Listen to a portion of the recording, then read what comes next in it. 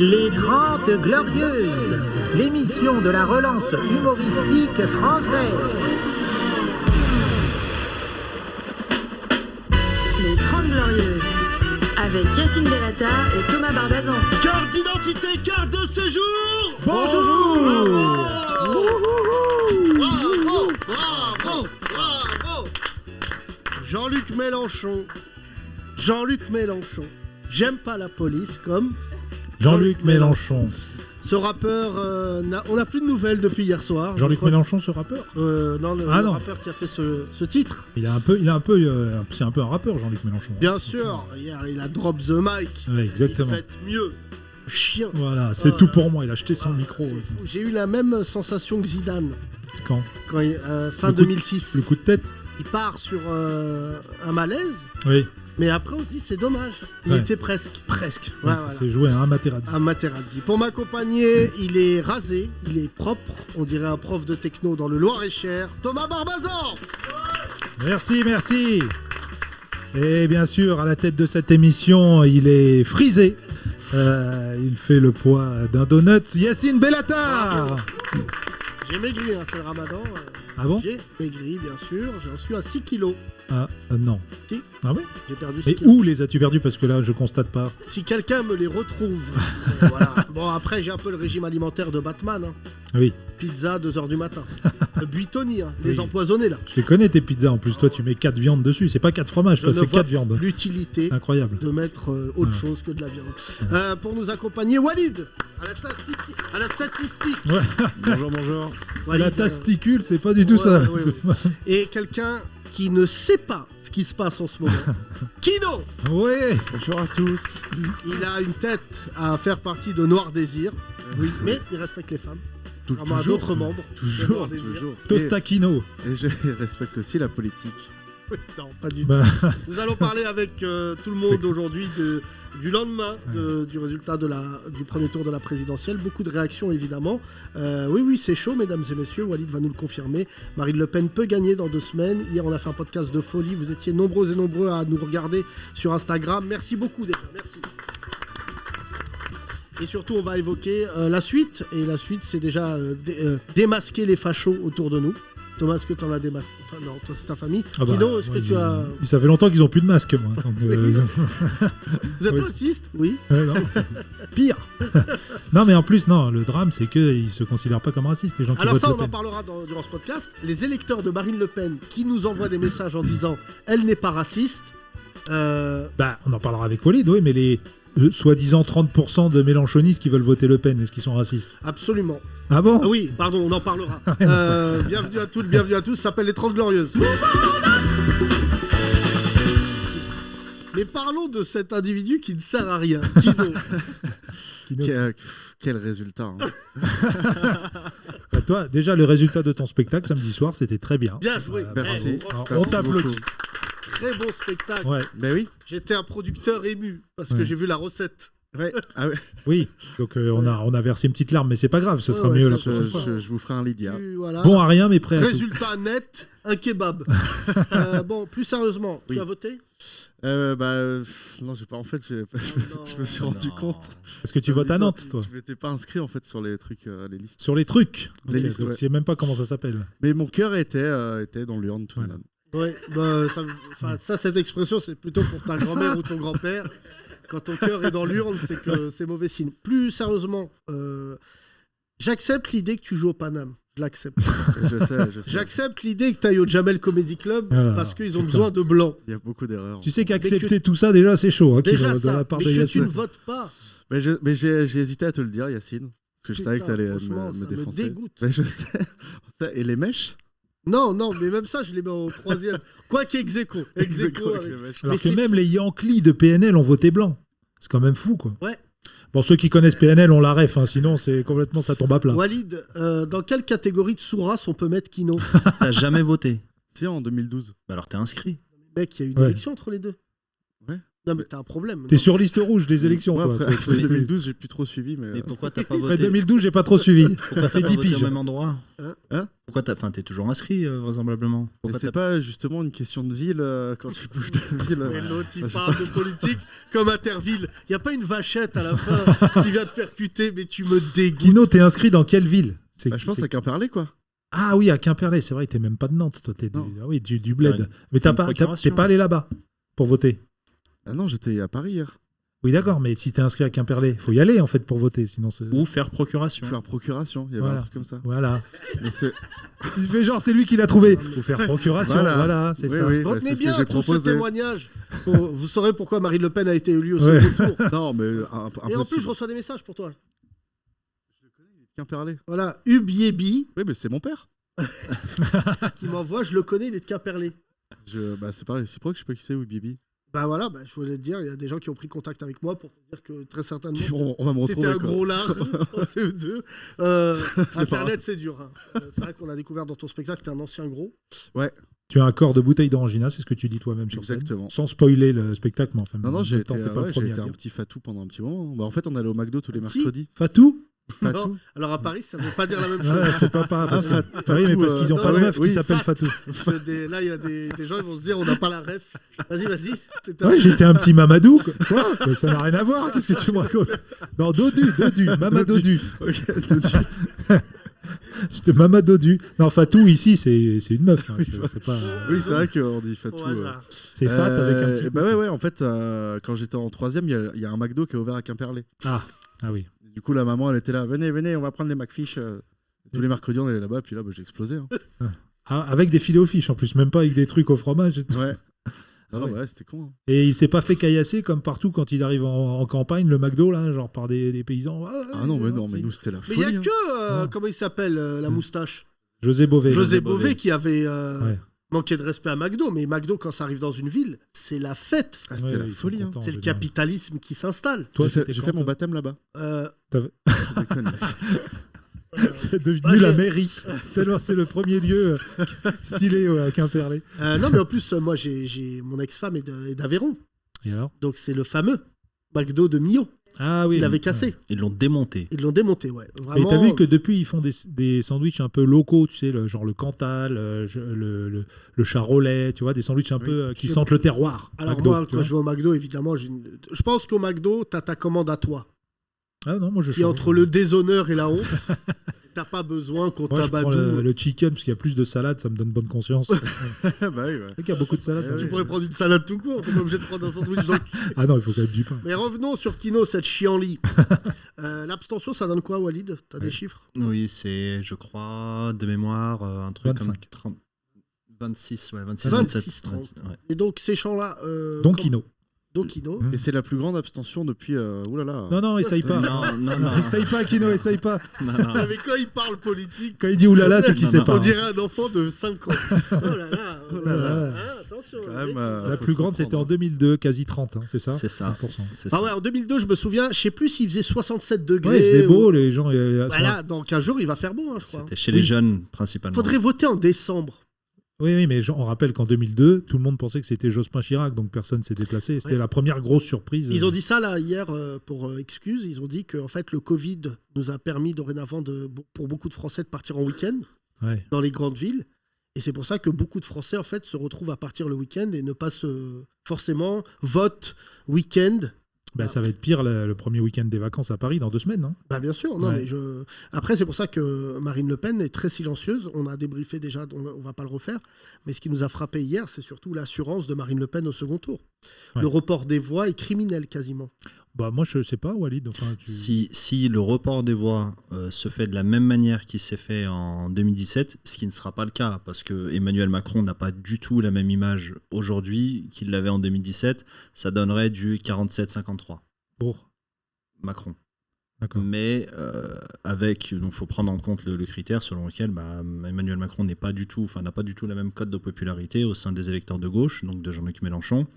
Ce qui veut dire qu'avec un report détérioré comme il semble se dessiner, on n'est pas assuré d'avoir Parce que moi, si je calcule tout l'extrême droite, ça fait même pas 40%.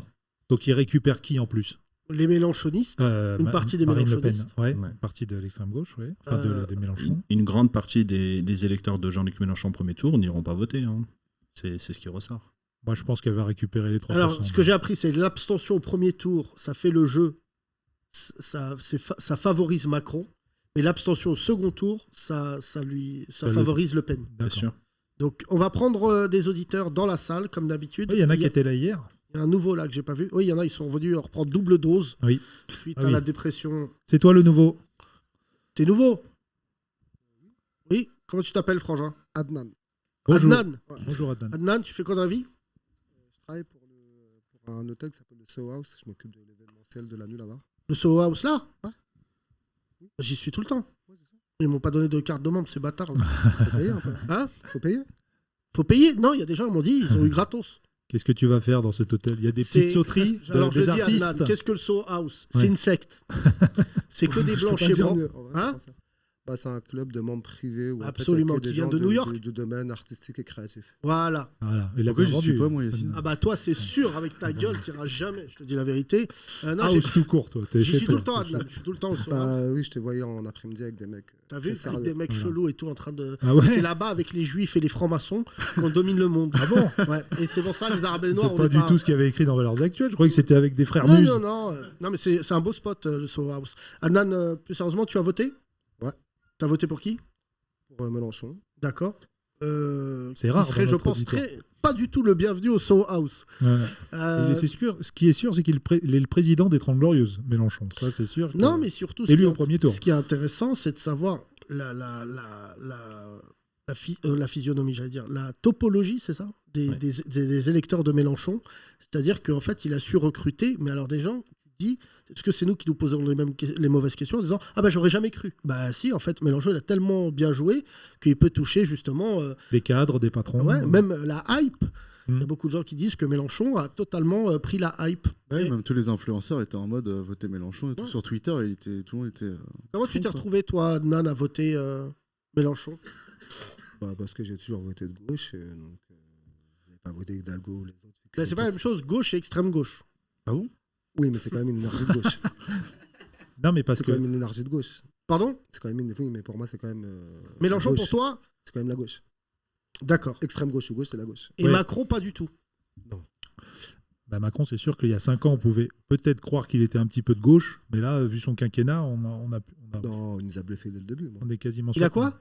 Il nous a bluffé dès le départ. Il était juste bien déguisé en mec de centre, gauche, droite. Mais ça a toujours été un mec de droite Bah, déguisé. le problème, c'est au centre, c'est que en plus, dans le centre, tu as deux voies. Tu as le gauche et le centre droit. Et en fait, on découvre à la fin de ce quinquennat, ça pour le coup, tu as raison, que c'est centre droit. Pour pas dire Il est quasiment, droitier. ça se, Il est droitier. ça se finit quasiment même à droite. Oui, après, c'est vrai que financièrement, c'est vrai qu'il est plus libéral que certains mecs de droite. Par exemple, que des Ciotti, économiquement, c'est très Mais libéral. Ciotti, enfin, je sais pas, mais je trouve. Déjà, Ah, ça y est, il lui, il s'est suicidé hier. C'est un nationaliste, ça y est. Ouais, il s'est suicidé, mais tu vois, depuis ce matin, là, ça n'arrête pas de négocier en France entre les partis. Et la force de Ciotti qu'il a depuis ce matin, c'est qu'il sait que hier soir, il s'est suicidé en direct, hein, en disant, moi, je vais pas voter Macron. Et en fait, tu as une coalition dorénavant d'extrême droite qui est quand même, on la voit pas venir, mais qui est colossale, Ouais. qui inclut Marine Le Pen, Bardella, Jean-Marie Le Pen, Ciotti. Il y avait déjà un homme politique de droite qui avait fait déjà le lien, c'était Thierry machin là, Mariani. Oui, qui a quitté Qui avait quitté la droite. pour le Rassemblement national. Ouais, et tout le monde à l'époque avait dit ouais et tout. Ah. Et ben là, Ciotti, ce qu'il fait, c'est qu'il donne encore plus de légitimité aux Républicains à rejoindre Marine Le Pen. Ouais, des complexes. Au second tour, tu veux faire quoi, mon cher Adnan? Voter Macron. Non, mais tu sais, j'aime beaucoup le fait que tu me dis ça comme si c'était évident. Mais ce qui m'inquiète, c'est les gens, justement, qui ne trouvent pas une évidence là-dedans. Ouais. Tu vois, franchement, je sais pas, autour de toi, je te pose la question. Est-ce que tu as des gens, ils vont s'abstenir au second tour? Je sais pas, mais ils sont en train de dire ouais, mais peut-être c'est du pareil au même. Ils sont quoi? Ils commencent à dire c'est du pareil au même un peu. Ouais, Ouais, du ouais. pareil au même, ouais, Ouais. c'est ça.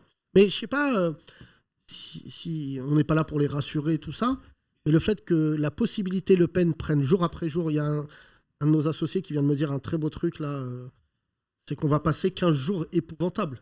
Ah ouais, ça commence déjà. Déjà, c'est des règlements de compte déjà. Donc Non, c'est mais ça, à hyper la limite, je m'en fous anxiogène. que les politiques entre eux, ils Oui. s'entretuent, ça, c'est pas. Non, mais même pas que les politiques. Là, on accuse aussi les vieux. Ouais, les vieux, ils sont égoïstes. Ils ont voté Macron. Ils pensent pas aux générations futures. Donc là, il va y avoir des attentats dans des EHPAD. Bon, Non, n'exagère- bah, de toute manière, tu n'as même pas besoin de faire un attentat dans les EHPAD, ce qui oui, se passe c'est- déjà. Oui, c'est C'est déjà. déjà déplorable. Ouais. Non, Mon cher Adnan, merci en tout cas pour ton témoignage. Comment tu as découvert ce podcast? Via mon frère qui écoutait sur Nova, Comment il s'appelle ton frère? Sofiane. Bon, on embrasse Et Sofiane. qui est au Maroc. C'est ça. Toi, t'es marocain? Ouais. Bah, commence par là. Voilà, pardon. Regarde, Allez, Yacine, ça me viens, touche. viens Non, boire non, raté, j'aime bien, viens non, boire. j'aime bien. Ramadan? Team Ramadan? Tout à fait. Ouais, Donc je trouvais Ça des- s'entend dans sa voix. Vu que je suis off, je trouvais des. Ouais, là, je sens dans ta voix que ça va pas fort. Là, juste après, il va rendre le micro. J'ai il fait va du dormir. shopping et j'ai vu sur Instagram qu'il y avait le truc à 17h. J'ai dit, putain, c'est parfait. Ouais, voilà, c'est parfait. Oui, Voilà. donc on a une perte de temps pour toi. Je te Activité remercie. Ramadan. C'est vrai que pendant le Ramadan, tu dois trouver le moyen d'occuper ton temps. Voilà. Non, mais là, c'est vrai qu'avec Walid, on se disait, pour ceux qui font le Ramadan, il est 17h. La team café, là, Ah oui. elle en prend un coup. Là, C'est normalement, tu sais, t'as un petit café. Ouais, Voilà. ouais. Donc, Non, mais moi, je lui disais à Walid, écoute, moi, j'ai mangé. Eh ben, la digestion aussi, ça fatigue. Donc, on est un peu sur le même. c'est non pas. Je ne l'aurais pas osé. Merci, Adnan, merci. Derrière toi, il y a quelqu'un. Je connais pas ce faciès. Salut, Odin. Odin? Ah, t'es déjà venu, Odin. Non, je t'ai appelé pour te proposer de prendre une victime. J'avais une collègue qui passait à Paris. je Oula, lui ai c'est dit- pas le bon endroit, si. C'est à côté, les dominations et tout. J'ai rien Non. compris. Une victime. Qu'est-ce que t'as dit, Odin J'ai pas En compris. fait, Odin, en c'est fait, la je- pire introduction, sans mauvais jeu de mots, que j'ai vu de ma vie. Frappez-moi. Non. Donc tu as un nom d'elfe. Non, je suis le dieu du Valhalla. Je suis Voilà, le père de Thor. le père de Thor, moi. Ouais. Mais c'est ton vrai prénom, Odin? Ouais, j'ai pas choisi. Hein. Ah bah oui, c'est pour ça que ça nous intéresse encore plus. Et tes parents, pourquoi Odin? Manque d'inspiration, j'imagine. Et, C'est stylé, moi, je trouve. Ce serait quand même marrant que le père de Thor, il ait Cette tête. cette tête. Thor, t'arrêtes. T'arrêtes. C'est Non, un plus peu j'en ai moins de déçu plus charisme d'un. qu'Anthony Hopkins. Quand même. Non, j'en ai déçu plus d'un. Lorsqu'ils entendaient mon prénom, ils imaginaient 1m90, des cornes et des Ça moustaches. doit mettre la pression quand même quand t'appelles. Oui, bonjour les impôts, c'est Odin. Oh là là. Bonjour, et moi c'est Zeus. Allez, bonne journée. Oh, bah, Il y en a qui t'ont déjà pas cru sur ton Mais prénom. la victime que je vous avais envoyée, en fait, c'était une personne qui travaille comme moi à Berlin. Je viens de Berlin pour vous voir. Et en fait, je lui avais recherché des humoristes français en me disant qui c'est qui est intéressant en ce moment. Et forcément, je lui ai parlé de vous parce que vous n'êtes pas seulement drôle, vous offrez aussi un regard sur l'actualité et un certain regard critique. Et je lui ai dit, franchement, non seulement tu vas rire, mais ça va être très intéressant. Merci Odin. Et, Continue, c'est ça. continue. Continue, c'est bon. Ah, c'est bon, continue. Alors Odin, moi je suis un peu producteur des humoristes. J'oublierai jamais ce qui s'est passé en 39-45. Demander à des humoristes français de Ouais, faire je- rire les Allemands. Je suis expatrié, hein, je suis propre. T'es à Berlin? Oui, je vis à Berlin en ce moment. Non, mais depuis Kino, quand- avec son style, il peut cartonner à Ah bah Berlin. lui, avec ses- il a une tête. 99 Underground. Balloons. Ça va Berlin? C'est moi 99 Balloons. Ouais, c'est pas ça en allemand, c'est 99. Oh, Luftballon. Luftballon. Redis-le, Yacine. 99. Odin, je hais l'allemand. J'aime pas, c'est pas les Allemands, mais leur langue. Voilà. Par exemple, dis bonjour, comment ça va Non, aujourd'hui non, en non, allemand? me demande pas. Moi, j'avais beau avoir 12 ans d'allemand dans les mains, quand je suis arrivé sur place, j'étais perdu. Quoi. C'est dur. C'est vraiment une langue il y a un gros niveau à franchir. Je pourrais pas. Guttural. Ouais. En fait, je pense qu'à partir du moment où tu comprends la langue, tu commences à apprécier la musique, par exemple, avec les 99, j'aime même pas le dire, tu vois. Mais en dehors de ça, non. Tu m'as pas l'air à l'aise à Berlin, toi. C'est Tu pas vas- non, tu vas je vite pense que revenir. Hein. Mes heures sont comptées là-bas. Non, mais je c'est pense. facile. Mais tu parles quelle langue là-bas? Principalement anglais et français, en fait. Non, mais c'est quand Ah ouais. même les Français, on est le pire peuple du monde. Tu nous mets en Allemagne, l'autre ça fait 50 ans que tu y es. Alors, attends, je veux simplement expliquer. Guten Tag, ouais, t'as raison. Ouais, Non, tu sais, si t'es célibataire ou jeune couple sans enfant, tu peux t'immerger, tu peux faire les nuits, tu peux rencontrer des gens et puis apprendre la langue. Mais si tu arrives déjà en famille et qu'à la maison on parle français et que ton travail c'est que de l'anglais, c'est mort. So sprechen Sie nicht Deutsch. Kein Oh, Deutsch. Walid Écoute, ouais. Odin, plus sérieusement, tu as voté ou pas? Non, en fait, je viens d'arriver, c'était le jour des votes et j'ai pas pu voter, je suis inscrit à Berlin. Mais je voterai au deuxième tour, c'est clair. Où en est la situation en Allemagne? Vous avez aussi une grosse montée des extrêmes? Non, franchement, Je pourrais pas te parler de l'Allemagne. Je suis vraiment resté dans ma petite bulle. Et encore une fois, c'était pas mon choix, dans une bulle de francophonie. Mais voilà, la langue faisant, j'ai pas pu vraiment m'immiscer. Moi, ça m'intéresserait plutôt qu'on parle encore une fois de la politique française. Dis donc, c'est nous qui faisons. Au moins, il y a un truc que tu as ramené de l'Allemagne, c'est un côté dictatorial. J'aimerais bien annexer Paris, et voilà, avec Charles Trenet chante. Petit, on va parler de quoi alors? Vas-y, Odin. Parce qu'en fait, je suis arrivé en retard, malheureusement. Je sais pas ce que vous avez dit pendant la première moitié. Je m'attends à ce que vous me parliez en fait du grand remplacement, c'est-à-dire, comme vous l'avez dit vous-même, le PS n'existe plus, ça va être remplacé par... le grand remplacement des partis. Voilà, c'est ça. Ouais, pas mal. Pas mal. Bah, tu vois, nos auditeurs, ils ont toujours un apport très intéressant. Ouais. Parce qu'ils étaient là pour dire le grand remplacement. J'étais là pour vous demander quand est-ce que vous allez nous remplacer les Arabes et les Noirs. Voilà, c'est juste pour avoir une date. Toi, Odin, t'es français de souche? Je suis né en France, ouais. Frankreich de souche? Ouais, mais je suis parti assez tôt, j'ai beaucoup voyagé et j'ai toujours gardé un regard intéressé sur ce qui se passait en France. Oui. Et ton épouse est française? Oui, également. Ouais. Et d'accord. Et alors, pour te répondre, Valérie Pécresse. C'est la bonne nouvelle du jour. Elle est pas remboursée. Pas tant que ça. Parce qu'il y a un truc qui est en allemand, ça s'appelle la Hagra. La Hagra. C'est qu'en fait, je suis pas d'accord avec ce qu'elle est. Je trouve politiquement elle est nulle. Mais de voir une femme politique qui a mis caution perso, 5 millions. 5 millions d'euros, de voir son parti qui clairement est en train de la lâcher dans la nature et de faire la manche. Enfin, tu vois, c'est une image apocalyptique qui raconte aussi, tu vois, les républicains, c'est des gens qui se réclament du gaullisme, tu vois. Et je pense pas, on en parlait hier dans le podcast, quand je te parlais du rapport de la politique avec les femmes, ça fait notamment partie de ça. L'élégance voudrait, non pas parce que c'est une femme, mais tu vois, je pense qu'on l'a aussi laissé tomber parce que c'est une femme. Et franchement, elle a de l'argent. Mais prendre 5 millions... Son mari, je crois, plus. Ça oui, bah, c'est un couple. Il n'y a que Thomas, il n'y a que toi qui sépare les trucs avec ta meuf. Lui, mais c'est mes cordons bleus. Voilà, bon. Mais plus sérieusement, je trouve ça déplorable. Franchement déplorable et ça me fait de la peine. Pardon ? Non, c'est vrai, chacun a ses cordons bleus, mais je vois pas ce qu'il y a de choquant. Et ensuite, pour les autres, Jadot, c'est le même tarif. Donc, Jadot, il a même perdu en prestige parce que le soir de sa défaite, dès le soir, il a demandé à ce qu'on l'aide à rembourser sa dette. C'est bien parce que maintenant, ils sont dans la peau d'un pays africain. Ils doivent rembourser la dette. Et surtout, le gros problème pour le PS, il y a aussi un problème économique. C'est qu'ils n'ont pas... Mais surtout, je ne savais pas, c'est qu'il y a une date butoir. C'est le 15 mai. Ouais, 15 mai. Ici, mais personne ne soulève 5 millions d'euros. Bah, il y a des gens qui ont donné déjà aujourd'hui. Hein. Non, mais... je pense... je sais pas, on verra si... Hein Kino, t'as... Oui, j'ai donné un peu. Non, pour qui Pécresse. Non, c'est le mytho. Mais plus sérieusement, je la vois pas lever 5 millions d'euros. Tu sais ce que c'est 5 millions d'euros? C'est fou parce que c'est quand même pour rembourser le meeting du Zénith où elle a été nulle et ce qu'il a fait perdre quasiment. Donc c'est quand même un pied de nez incroyable, quoi. Bah oui, mais enfin, c'est très... Non, mais c'est... Voilà, alors, cette question que tu posais, Odin, moi j'ai entendu un terme qui m'a plu ce matin, c'est énarchie.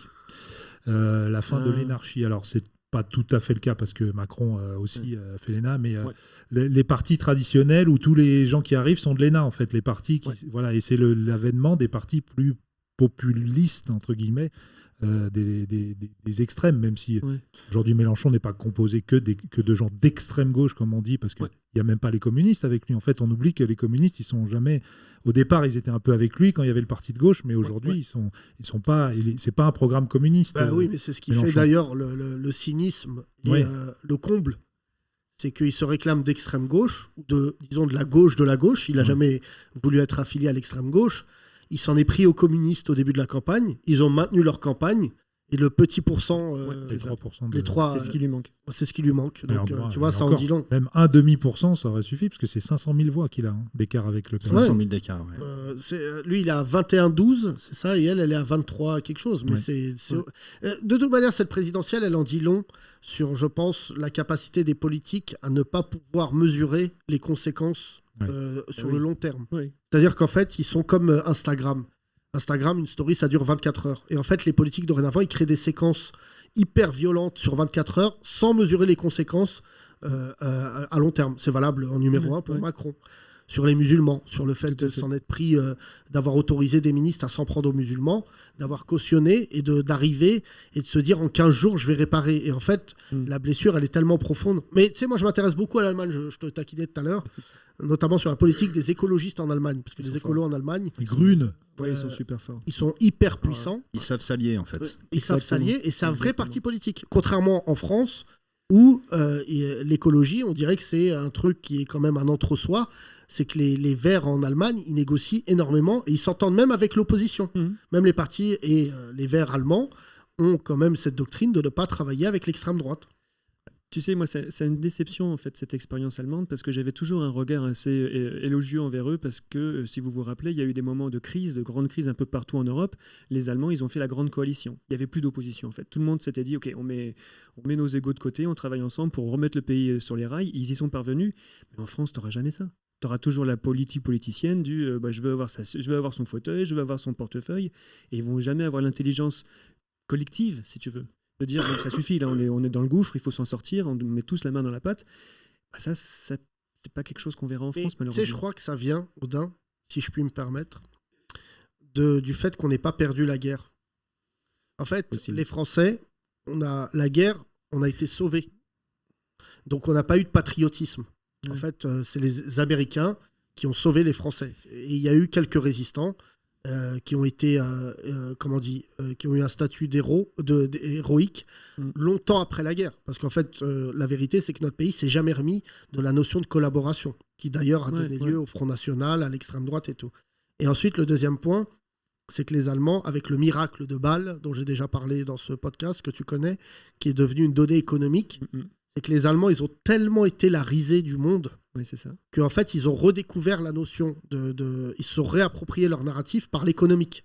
C'est que les Allemands, en fait, c'est devenu une hyperpuissance économique parce qu'ils parlent assez peu de la morale. Je crois que d'ailleurs, c'est l'un des pays où tu n'as pas le droit d'appeler ton fils Hitler. Adolphe. Le prénom Adolphe, je crois, est toujours interdit en Allemagne. Comme au Japon, hein. Mais partout, la même je crois. histoire. Oui, les Japonais, c'est pareil. Pardon ? C'est partout, genre même en France, il n'y a pas le droit, je crois, Adolphe. Si, je crois qu'Adolphe, tu as le droit. Ah bon ? Ouais. Et, Même Rodolphe, t'as le droit. Pourtant, c'est moche. Hein. Ouais, mais tu vois, moi, Audin, c'est ce que je me dis sur les Allemands. Et surtout, l'histoire de l'immigration, parce que je regarde les pays limitrophes, c'est que ils ont des Turcs, ils ont des Turcs. Ouais. Et en fait, les Turcs, c'est peut-être l'immigration la plus agréable pour un pays, parce qu'ils n'ont aucune ambition de s'intégrer. Les Turcs, ils ont un patriotisme. Quand je te parle de patriotisme, tu vois, nous, les Marocains ou les Algériens, les Tunisiens, tu nous mets dans un pays. Bon, là, ça fait la 5e génération en France. Donc aujourd'hui, on est dans le fait de revendiquer 2 nationalités, France-Maroc. Ouais. Mais la vérité, c'est qu'on est quand même beaucoup plus en France. Un Turc, il est tout le temps turc. Ouais. Il s'arrête, tu vois, c'est limite. Et tu sais, on dit que les Turcs, c'est les Chinois des musulmans. C'est-à-dire que, tu vois, les Chinois, tu les mets n'importe où. Leur première vocation, c'est de créer Chinatown. C'est pas de se mélanger. Et ça, c'est quelque chose qui est, tu vois, quand même particulier dans l'état d'esprit des Allemands avec l'histoire de l'immigration. Et même moi, j'ai un cousin à moi de Marrakech, mon cher Annan, qui est ingénieur en Allemagne, qui est marié avec une Allemande, ils ont des enfants. Et en fait, lui, il s'est totalement assimilé à l'allemand. C'est-à-dire, il est devenu allemand. Bon, il est musulman, mais en fait, il est allemand. Ce qu'il me dit, il n'y a pas tous vos trucs de bougnoule en Allemagne. C'est très apaisé. Ouais, il me dit, tu vois, tu sors, il y a la forêt. Nous, en France, mine de rien, tu sors, il y a des quartiers où tu peux faire le ramadan, tout ça. En Allemagne, c'est un peu moins le cas. Mais pour en venir à ce que tu disais tout à l'heure, le fait que la France n'ait pas perdu, je pense que c'est plus en fait un excès de patriotisme et un défaut d'humilité. Et c'est vrai que la défaite des Allemands et le fait qu'ils se soient retrouvés si bas, même leur langue, en fait, ils s'intéressent énormément aux langues étrangères. Ils vont jamais mettre en avant la langue allemande parce que forcément, qu'ils ont conscience qu'elle est films dégueulasse. Les films américains et c'est. Excuse-moi. Ils ont conscience qu'elle est dégueulasse cette langue. Elle est compliquée. Non, Ouais, mais elle fait en vrai, peur. elle fait peur Et aussi. c'est la langue la plus parlée d'Europe quand même. Oui, en Allemagne quoi. Oh, laisse-moi douter. Je vais les compter. Je pense que c'est le turc si on compte. C'est la langue la plus parlée lors des meetings de Zemmour. Au stade qu'on a. Non, mais Audin, ce qui est intéressant, c'est que dans tout ce que tu dis, surtout, on s'intéresse aux Allemands sur l'axe européen, qui n'en est plus un. Poutine a fait voler en éclats l'axe Berlin-Paris. On se rend compte qu'on est des petites personnes pour Tu vois, franchement, et cet axe Paris-Berlin, c'est aussi l'un des axes de propagande, pour répondre, de l'extrême droite. L'extrême droite est totalement anti-européenne. Mais moi, je crois que c'est la manière dont on a abordé les guerres qui fait, j'allais dire, le caractère d'un pays. Et je trouve qu'en France, on n'a jamais su affronter la guerre, la colonisation, des sujets qui fâchent, parce qu'on n'était pas du bon côté de l'histoire. Tu sais, les humoristes anglais, une fois, je parlais avec un humoriste anglais et je lui dis mais pourquoi vous êtes aussi détendu, pourquoi vous êtes sur l'humour beaucoup plus que les Français? Et il m'a répondu cash. Il m'a dit parce qu'on n'a pas collaboré. Et en fait, les Français, notre histoire. C'est un bâtard le mec qui t'a dit non, ça. Mais il m'a dit. Bye Yacine. Non, mais il m'a dit. Have a good day. Non, mais il m'a dit tu peux du coup tout aborder. Oui. Tu peux tout faire, tu vois, je sais pas, on a tendance à oublier, mais c'est pour ça que l'extrême droite, je comprends pas pourquoi c'est un sujet. Mais en fait, frère, la vérité, c'est qu'on a donné des juifs aux Allemands. Et on a donné des juifs aux Allemands, et Maurice Papon a rajouté les femmes et les enfants. Et toute cette partie, la SNCF était, comme disent nos amis américains, involved, ils étaient concernés. Nos entreprises d'État ont servi ça. Le Veldiv est une des tragédies. Mais tous ces trucs-là, aujourd'hui, cumulés, font que quand il y a un moment de tension comme aujourd'hui en France, tu te rends compte qu'on n'est pas patriote. Moi, je suis pas du tout d'accord.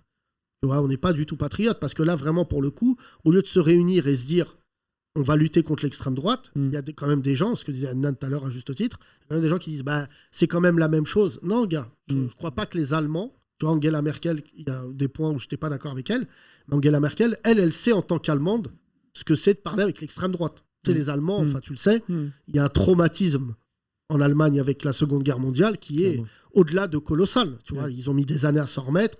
Ils en parlent d'une manière. D'ailleurs, pour te répondre, je te disais tout à l'heure, je suivais la politique migratoire des autres pays. J'ai été fasciné, moi, par Angela Merkel quand elle a reçu les Syriens à la gare de Berlin. Ouais, 1 million. 1 million d'un coup. Ouais. Et en fait, ça a fait monter l'extrême droite. Dans un train. Ouais. Et ça a fait monter l'extrême droite chez vous. Et en fait, Angela Merkel a dit non. Et moi, tu sais, je l'ai dit à l'époque dans une interview, moi je t'annonce ce qui va se passer. Pendant que les Allemands, ils accueillaient 1 million de Syriens, et ils les ont applaudis à la gare. Je m'en souviens, ça m'avait choqué. Je sais pas si on peut faire le parallèle avec Gare du Nord. T'imagines, toi, des Français qui accueillent des Syriens. Bravo, Mahmoud, bienvenue. Et en plus, j'ai la fin de cette histoire avec ce qui se passe dorénavant. Et elle a assumé. Elle a dit voilà, je vous emmerde, j'ai du boulot pour eux, vous allez voir. Et moi, je suis persuadé que parmi les 1 million, il y a un petit enfant syrien qui se souviendra toute sa vie de l'accueil, qui sera, et je te le signe, dans 5 ans, pour pas dire moins, numéro 10 du Bayern de Munich, et il dira merci. Nous, ce qu'on a fait, c'est qu'on a pris les Syriens. Ingénieur aussi. Oui, mais ça, de facto, parce que je te dis ça, mais j'ai pris l'analogie du foot comme d'habitude, mais il sera ingénieur ou médecin. Mais surtout, nous, en France, on n'a pas applaudi les Syriens. On les a tabassés à Calais. Et un jour, n'oublie pas que je te l'ai dit là, il y aura un attentat fait par un enfant de Syrien qui a vu ses parents se faire démonter la gueule. C'est écrit.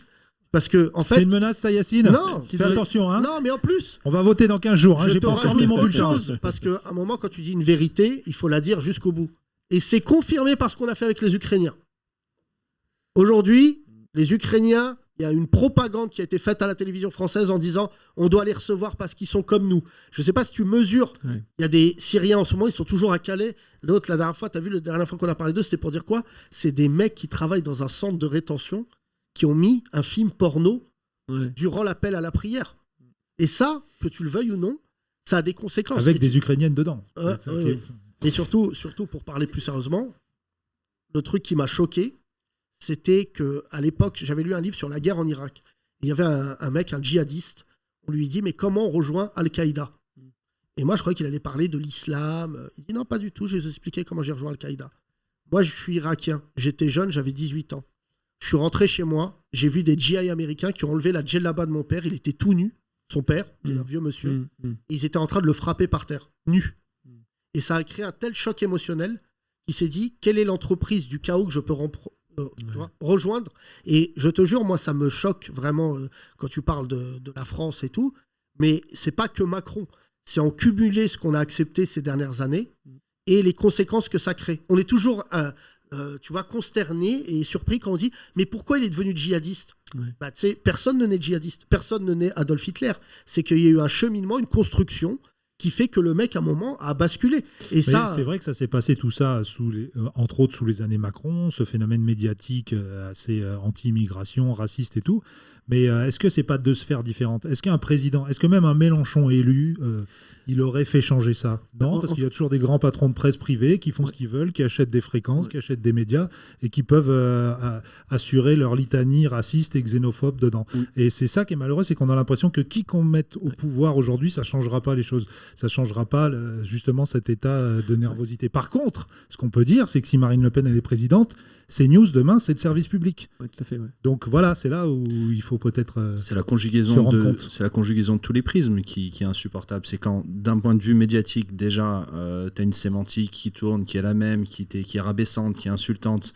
Tu as des ministres en exercice qui reprennent ces mêmes informations, ces mêmes pseudo-journalistes qui vont sur ces plateaux-là. Tu as le troisième prisme, c'est dans la rue. Quand dans la rue, tu as des gens qui sont abreuvés de tous ces discours-là, qui voient les politiques aussi, et qui se mettent à se permettre des choses qui ne se seraient jamais permises avant, c'est le concours de ces trois prismes-là qui rend la situation Parmi intolérable. ceux que tu viens de citer, Walid, hier nous a dit Yacine, c'est la fin des bobos. Il y a quelque chose de vrai, c'est que peut-être que cette gauche qui a pris, non pas une claque, mais on va rester poli, mais qui s'est fait défoncer hier, cette gauche bobo d'Hidalgo, qui, pas elle, mais beaucoup ont fricoté avec le printemps républicain, avec leurs thèses islamophobes, racistes, et que la gauche d'un coup, pourquoi on s'est retrouvé dans Mélenchon? Parce qu'évidemment que l'autre gauche soi-disant socialiste n'a plus rien de social. Elle a fricoté avec les idées d'extrême droite. Donc évidemment, elle se fait balayer. Et maintenant, il y a une prise de conscience à avoir. C'est impossible qu'on ait des gens aujourd'hui qui soient ministres de l'éducation et qui disent que les femmes voilées n'ont pas le droit de venir dans les sorties scolaires. Donc peut-être qu'il y aurait une prise de conscience sur s'il y a un deuxième mandat de Macron, sur les gens qui choisissent. De toute manière, Macron, s'il est réélu, il va devoir amener des gages. Parce qu'il y a eu un vote, comme tu as dit, de banlieue et un vote musulman hier. Non, tu peux déjà on travailler là-dessus avec Walid aujourd'hui. Est-ce qu'ils sont concomitants? Et surtout, le vrai problème, c'est que le vote musulman est un vote qui, de toute manière, à partir du moment où tu touches au mystique, tu ne peux plus faire machine arrière. C'est-à-dire qu'aujourd'hui, il doit avoir des gages qui est celui de laisser les trois religions monothéistes de ce pays tranquille. Enfin, tu vois, jamais. Ne pas en faire des cibles ou des... Non, mais déjà, parler d'une religion... Des coupables de quoi que ce soit. C'est du domaine de l'inadmissible. Oui. Et ensuite, le deuxième point, c'est que ils ont cru les musulmans faibles. Et en fait, je suis, moi, hyper fier en tant que Français de confession musulmane de voir à quel point les musulmans, aujourd'hui, ils auraient répondu avec citoyenneté. Oui. Au lieu de jeter... tout le monde s'attendait à ce que les musulmans ils sortent dans la rue, ils jettent des cocktails Molotov parce que Marine Le Pen est allée au second tour. Pas du tout. Ils ont fait un vote sanction extrêmement important. Ils ont donné beaucoup de puissance à Jean-Luc Mélenchon, alors que la plupart d'entre eux, enfin certains en tout cas d'entre eux, sont même pas raccord avec son programme économique, tout ça, mais ils ont juste envoyé un message très clair. Et sincèrement, on est la risée du monde concernant les musulmans. Ça, c'est établi.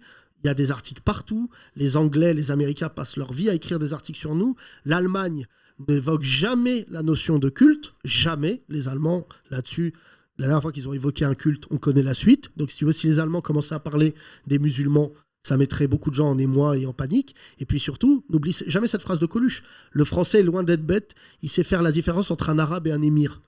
Oui. Tu vois, c'est une phrase, cette vanne, je dis ça pour Kino qui est à côté de moi et les humoristes qui sont dans la salle. Coluche, le génie de Coluche, c'est que les vannes d'hier fonctionnent aujourd'hui. Regarde le rapport qu'a la France avec les Qataris et regarde le rapport qu'a la France avec des citoyennes françaises qui sont voilées. Tu vois, franchement, et c'est pour ça que je te dis, Odin... Qui croient à la même religion. Hein. Non, mais peut-être eux, même c'est pas ils y croient. Ils pratiquent plus. Les Saoudiens, oui. Je pense qu'en termes d'appropriation religieuse, ils sont quand même, c'est l'endroit où il y a la Mecque. Oui. Et tu vois, et aujourd'hui, quand ils viennent à Paris, ils sont reçus dans tous les palaces. Aujourd'hui, un mec de banlieue, il rentre dans un palace. Deux mecs vont venir lui dire excusez-moi, vous attendez qui? Vous êtes là pourquoi? Si on rentre au So House, par exemple. Non, je vannais tout à l'heure. Non, mais le So House, c'est de la hype. Et la réalité, c'est qu'arabe, noir, blanc, feuge, asiatique, dans la hype. Si tu mets une veste bariolée, ça passe. La hype, c'est la hype. Il n'y a pas de jugement. Je me trompe pas, Adnan, en disant ça. Ouais. Tu vois, même il si il y a des regards qui ne trompent pas. Mais je ne vais pas critiquer le So House parce que c'est pas le pire. Mais en fait, il n'y a rien de pire que de découvrir que la hype, que les bobos ont été racistes.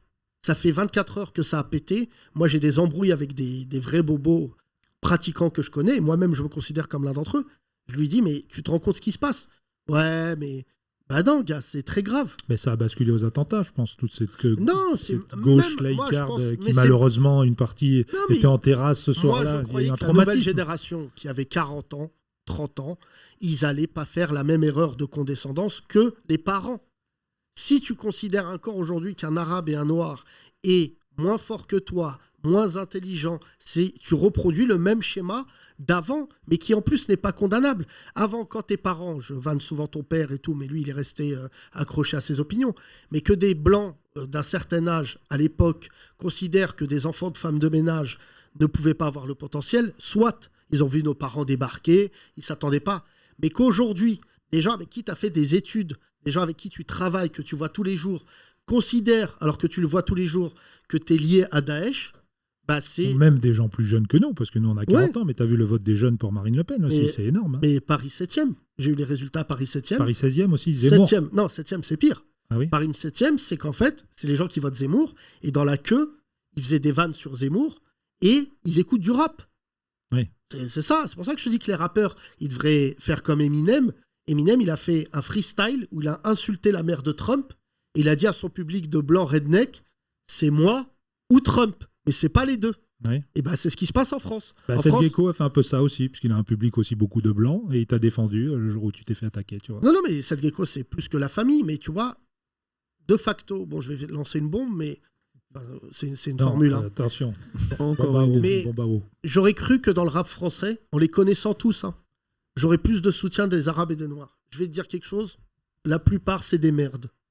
Donc, tiens, c'est Oh non, Seth mais tu Gecko- l'avais déjà dit, ça. c'est Seth Gecko qui est tatoué de la tête aux pieds, qui est un mec formidable, qui défend plus la cause des musulmans et du melting pot que des rappeurs qui passent leur vie. Bon, Kerry James a fait le taf, Oui. Medine a sorti Ouais, un les morceau plus jeunes, aussi. ils sont pas connectés. Mais les aussi. autres, non, c'est pas ça. C'est que les autres, je vous le redis, vous allez le payer. Je le jure sur ce que j'ai de plus cher. J'attends que l'élection passe. Mais s'il y en a un qui vient et qui me parle de street cred, ça va très mal se passer. Parce que il n'y a pas pire que ce qui est en train de se passer avec Le Pen. Il n'y a pas pire. Et franchement, moi, je vois des mecs sur des Instagram, tout ça. Ils sont là. Déjà, il faut savoir quelque chose. J'ai appris ça hier. Durant le Ramadan, l'industrie du disque ne bouge pas. Durant le Ramadan, Bouge pas, c'est-à-dire Bah, ça bouge pas. Ça se vend toujours pareil. pas de show, rien, des concerts. J'ai appris ça hier. Il y a un mec qui m'a dit si on pouvait communiquer sur les statistiques qui sont même pas ethniques, c'est qu'en fait, le rap français est tellement dominant qu'en fait, aujourd'hui, quand il y a le mois du Ramadan, manager, artiste, tourneur, tout le monde dit dans l'industrie venez, c'est le moment de programmer Benabar et les autres. Ah ouais. Parce que c'est une période creuse. C'est le White History Month pour le Exactement. avril. Mais non, mais raconter comme ça, c'est à chialer de rire. C'est notre tour, Kino. Ouais. Pourquoi tu crois qu'on a mis Kino en avril Non, mais c'est. non. Eclipse, Wita. Bon, Wita, ça marche pas, mais c'est pas musulman. Mais voilà, Audin, tu as réveillé une faille, mais Ouais, je voulais on saluer. parlera un Vous pouvez peu faire de- du bruit pour mon Seth Gecko, je sais qu'il écoute le podcast. Ouais. Et on parlera de hip-hop avec notre invité tout Bien à l'heure sûr. en fin d'émission, qui est Gary Youngson. Mon cher Audin, Oui, moi une dernière question pour vous. Comment vous voyez les mois qui vont venir après l'élection? C'est On la peut se- merde. alors c'est simple. Nous, bon, il n'y a pas eu ça en Allemagne. Soit on devient résistant, et on devra faire le podcast perché sur un arbre du côté de Marly-le-Roi, Oui, dans une forêt. Dans une cabane. Euh, Pourquoi du côté de chez toi, dans le 77, il y a des très belles forêts aussi. Bien sûr. Soit, objectivement, moi, j'ai pas pris ma décision. Je vais me battre jusqu'au 24 au soir pour que Marine Le Pen ne passe pas. Je le redis encore une fois, on n'est pas là pour convaincre nos auditeurs. C'est juste, les amis, c'est du bon sens. Si vous voulez voir Marine Le Pen au pouvoir, et ce que je vais dire va faire bondir Thomas, si vous pensez que Marine Le Pen peut gouverner, n'écoutez plus le podcast. Je vous dis, cassez-vous. Il y a plein d'autres podcasts avec des humoristes. Bon, c'est des podcasts de merde par ailleurs, mais ne nous écoutez plus. Parce que le fait même d'installer dans une discussion l'idée que ton interlocuteur peut rire avec nous et accepter l'idée de Le Pen, c'est qu'on n'a plus rien à se dire. Et moi, je pense que dans les 15 jours qui viennent là, c'est le rôle des auditeurs, de tout le monde, de démasquer les gens qui pensent ça. Tu sais, moi, j'en ai jamais voulu aux nazis. J'en ai toujours voulu aux collabos. Je pense que le pire, les nazis, j'ai pas les moyens de les combattre. C'était une doctrine. Même ils avaient même un pape parmi eux. Il y a un pape qui est Benoît XVI. Benoît Hamon. Pardon, Benoît Non, XVI. ouais. Benoît XVI, qui était dans les jeunesses hitlériennes.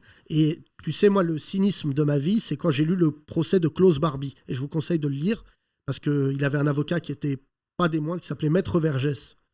Et c'est Vergès qui m'a... j'ai hérité de cette phrase de lui qui disait Klaus Barbie, c'est un enfant des nazis.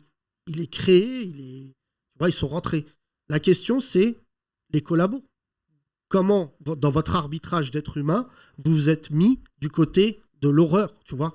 Et moi, c'est pour ça qu'aujourd'hui, je suis en train de dire que pour moi, ceux qui ne votent pas, ceux qui ne vont pas voter, ceux qui sont là en train d'essayer de discuter, bah pour moi, ça s'appelle un collabo. Et franchement, ça ne me dérange pas que vous ne m'appeliez pas à des brunchs, à des trucs, à des machins, c'est pas grave. Mais quand Le Pen, elle va passer, il y a un mec qui a écrit ça sur Twitter qui est très malin, c'est qu'elle, elle n'est pas raciste. Elle va mettre le racisme dans la loi. Ça veut dire que tu seras autorisé. D'ailleurs, Zemmour avait créé un truc qui a effaré les politiques, c'est les crimes les crimes justifiés, une connerie comme ça, où la défense justifiée. Oui. Et c'était dans le programme de Zemmour. Comme quoi tu peux tirer sur quelqu'un. Permis de tuer. Et en fait, c'était quoi? C'était en référence à ce bijoutier qui avait malheureusement, je crois, avait été assassiné. À Nice. À Nice, Ouais. qui est une tragédie horrible. Mais si tu commences à rentrer le droit américain, ça c'est le droit américain. C'est-à-dire qu'en fait, c'est qui le libre arbitre? Ça veut dire que les gens, ils sortent un flingue et tu te serais retrouvé comme aux États-Unis avec des milliers, enfin, je vais pas exagérer, des centaines d'Arabes et Noirs qui auraient été butés par des blancs fachos, et les blancs fachos auraient dit excuse-moi. Et ça aurait été quelque chose, tu vois. Et je viens d'apprendre par un pote à moi qui fait la campagne là, que dans le programme de Marine Le Pen, celui-ci là, il faut le lire, hein, les journalistes qui font pas leur boulot, elle vante l'idée d'une alliance avec Poutine. Dans son programme là actuellement, il n'y a aucun journaliste qui en a parlé. C'est Julien Normandie qui en a parlé hier, qui a dit mais lisez son programme. Lisez le programme de Marine Le Pen, il y a écrit je veux travailler avec Poutine. Ça fait 6 semaines que le gars, toute la presse bobo dit il n'est pas gentil, et personne ne dit en question numéro 1, on t'enlève l'immigration, on t'enlève juste, est-ce qu'on est d'accord que vous voulez travailler avec Poutine? Et ce qui est en train de sortir, par contre, ça c'est confidentiel, mais ça commence à faire son chemin, et je le dis dans ce podcast, c'est le fait que Poutine serait connecté avec Le Pen en ce moment. Qu'en fait, les Américains, leur crainte numéro 1, c'est que la victoire de Le Pen, ça soit la victoire de Poutine. Et le fait qu'il récupère Paris, ça serait la plus grosse prise de guerre en fait de Poutine. Parce que si tu mets Le Pen au pouvoir, les réseaux russes à Paris vont faire un carnage. Et ce dont on parle aussi très peu, je l'ai entendu brièvement, c'est la dette qu'a le Rassemblement national envers les banques russes. Bien sûr. 24 millions d'euros, je crois. Qui ont été validés par Poutine himself. Merci mon cher Odin. Merci Odin. Embrasse-toi. T'étais chaud sur les Allemands, Yacine. Alors attends, qui j'ai pas vu? On va prendre notre cher invité. Okay. Merci Walid. Merci Walid. Qui s'en va. Thomas, il est temps de recevoir un invité. Tu nous as demandé de le recevoir. Ah oui, bah écoute, on s'était calé, c'est vrai, il y a un petit moment sur cette date, mesdames et messieurs. Faites un accueil à monsieur Gary Youngson, s'il vous plaît. Les 30 Glorieuses. Sympa comme accueil, Gary, ou pas? Validé, très bel accueil, merci beaucoup. J'avais pas prévenu Yacine, et puis tu m'as appelé tout à l'heure, tu me dis ouais, je suis là. Ah oui, c'est vrai, on avait calé, mais moi évidemment. Exactement. Et parce que tu as sorti un bouquin qui s'appelle Be Hip Hop. Et qui est chambé. Et donc du coup, Yacine, si t'étais pas Regarde. Merci mon vieux. Voilà, donc dis-nous un petit peu ton parcours, toi. Chez Véron Édition, il faut saluer la maison d'édition qui a pris le risque de te... Ils ont pris un vrai risque, et c'est un vrai truc que tu dis. Non, blague à part. C'est un vrai risque parce que dedans, je parle français, entre guillemets. Je parle du hip-hop et de cette sous-culture, comme dirait Monsieur Zemmour, mais qui est plutôt pour moi une contre-culture qui vient à l'opposition de la monovision très occidentale, préétablie et dominante de notre monde actuel. Et j'y vais avec mes mots et qui sont pas... Pas doucement, parce qu'on a Kino, là. En gros, c'est que j'y vais pas avec ces mots-là. Sous-culture. Voilà. T'as vu, là, il en est passé en surculture, là, d'un coup. Non, mais j'y vais pas avec ces mots-là dans le livre, avec beaucoup de vulgarité, etc. Et en vrai, la moitié des maisons d'édition... Déjà, parle-nous de toi, mon cher Gary. Oui, t'inquiète, ici, t'as le temps, franchement. T'es pas sur France Culture. D'où tu viens, déjà? Je viens du 91, mon cher Yacine. Tu as quel âge? J'ai 30 ans. D'accord. Gary Youngson, ça sonne qu'un riz, c'est quoi? Ça sonne qu'un riz, c'est ghanéen d'origine, donc anglo-saxon. Okay. Et je préfère que ce soit plutôt africain, avec des sonorités anglo-saxonnes qui sont liées au passé colonial plutôt qu'américain. Alors on dit que les pays anglo d'Afrique sont ceux qui s'en sortent le mieux. Tu vas au Ghana, toi? J'ai pas encore été. Écoute, j'ai mon billet. Ouais, en français, vraiment. Là, je viens d'avoir mon billet de côté qui est au chaud pour que je puisse faire un retour aux racines. J'ai été dans beaucoup de pays en Afrique, mais pas encore au Ghana. Je travaille avec des Ghanéens dans ma vie, donc je vais venir sur ça après. Mais j'ai pas encore été parce que j'ai pas envie d'y aller d'abord pour taffer, tu vois. J'ai envie d'y aller rencontrer mes racines, ma famille. C'est ton père qui est ghanéen ou ta mère? Ouais, mon daron. Juste parce qu'on s'intéresse à toi, comment ton père se retrouve en étant anglo en France et pas dans un autre pays? Bah, je pense que c'est un choix de sa part de vouloir fuir un petit peu ce qui est le schéma préétabli. T'es ghanéen, tu bouges, tu vas au UK ou aux States, basta. Et en fait, c'était vraiment d'aller dans un autre mouvement, d'un refresh de sa part, d'une rupture avec, je pense, sa vie. Et c'est ce qui est censé être fait quand tu bouges vers l'Occident, tu vois, c'est dans ces territoires-là. Après, les darons africains des générations précédentes sont des hommes assez mystérieux, donc j'aurais pas plus de détails sur les décisions de son départ. Tous, on sait pas, des fois t'apprends que c'est pour une meuf, t'es choqué. De ouf. Tes parents faisaient quoi font quoi ou faisaient quoi? Ils faisaient, parce qu'ils sont retraités tous les deux. Je suis jeune, mais eux sont vieux, parce que je suis le plus petit de la fratrie. Et bref, ma daronne, elle était animatrice puis directrice dans les maisons de quartier, les MJC. Ok, localement, 91? Ouais. Okay. Ouais. Évry, Grigny, Savigny-sur-Orge, Viry-Châtillon, Juvisy. Voilà. La Grande Borne. Ouais. Le fameux marché où je suis allé l'autre fois, donc tout le monde me regardait parce que je suis blanc. Et où j'ai voulu acheter cette fameuse pâte à tartiner qui en fait était un savon. Et donc là je suis parti parce que moi je connais pas, je dis ça a l'air bon, je vais goûter et en fait c'était un savon d'une daronne africaine qu'elle faisait et voilà, mais elle aurait dû te le jeter, je pense. C'est du beurre. Je suis parti, je suis plus jamais revenu dans ce cas. C'est du beurre c'est du beurre, c'est le nom. Le beurre, ah oui, c'est ça. D'accord, ok, très bien. Non mais c'est beurre bien, de karité. La Grande Borne, très beau marché. Bien sûr. Mélenchon 60%, Grigny. Ah oui. Ouais, élu au premier tour. Au moins ça vote. Et ton père? Et mon daron, préparateur de commandes. D'accord. Revenons à toi, Gary Youngson, maintenant qu'on sait que tu es, qui tu es. Il y a un proverbe, tu sais, qui dit savoir d'où l'on vient, pour savoir où l'on va. Tu sais, dorénavant, sur France Culture, ils reçoivent des auteurs. On sait rien du mec, et en fait, ça conditionne beaucoup, j'imagine, ton éducation sur le livre que tu as écrit, #BeHipHop.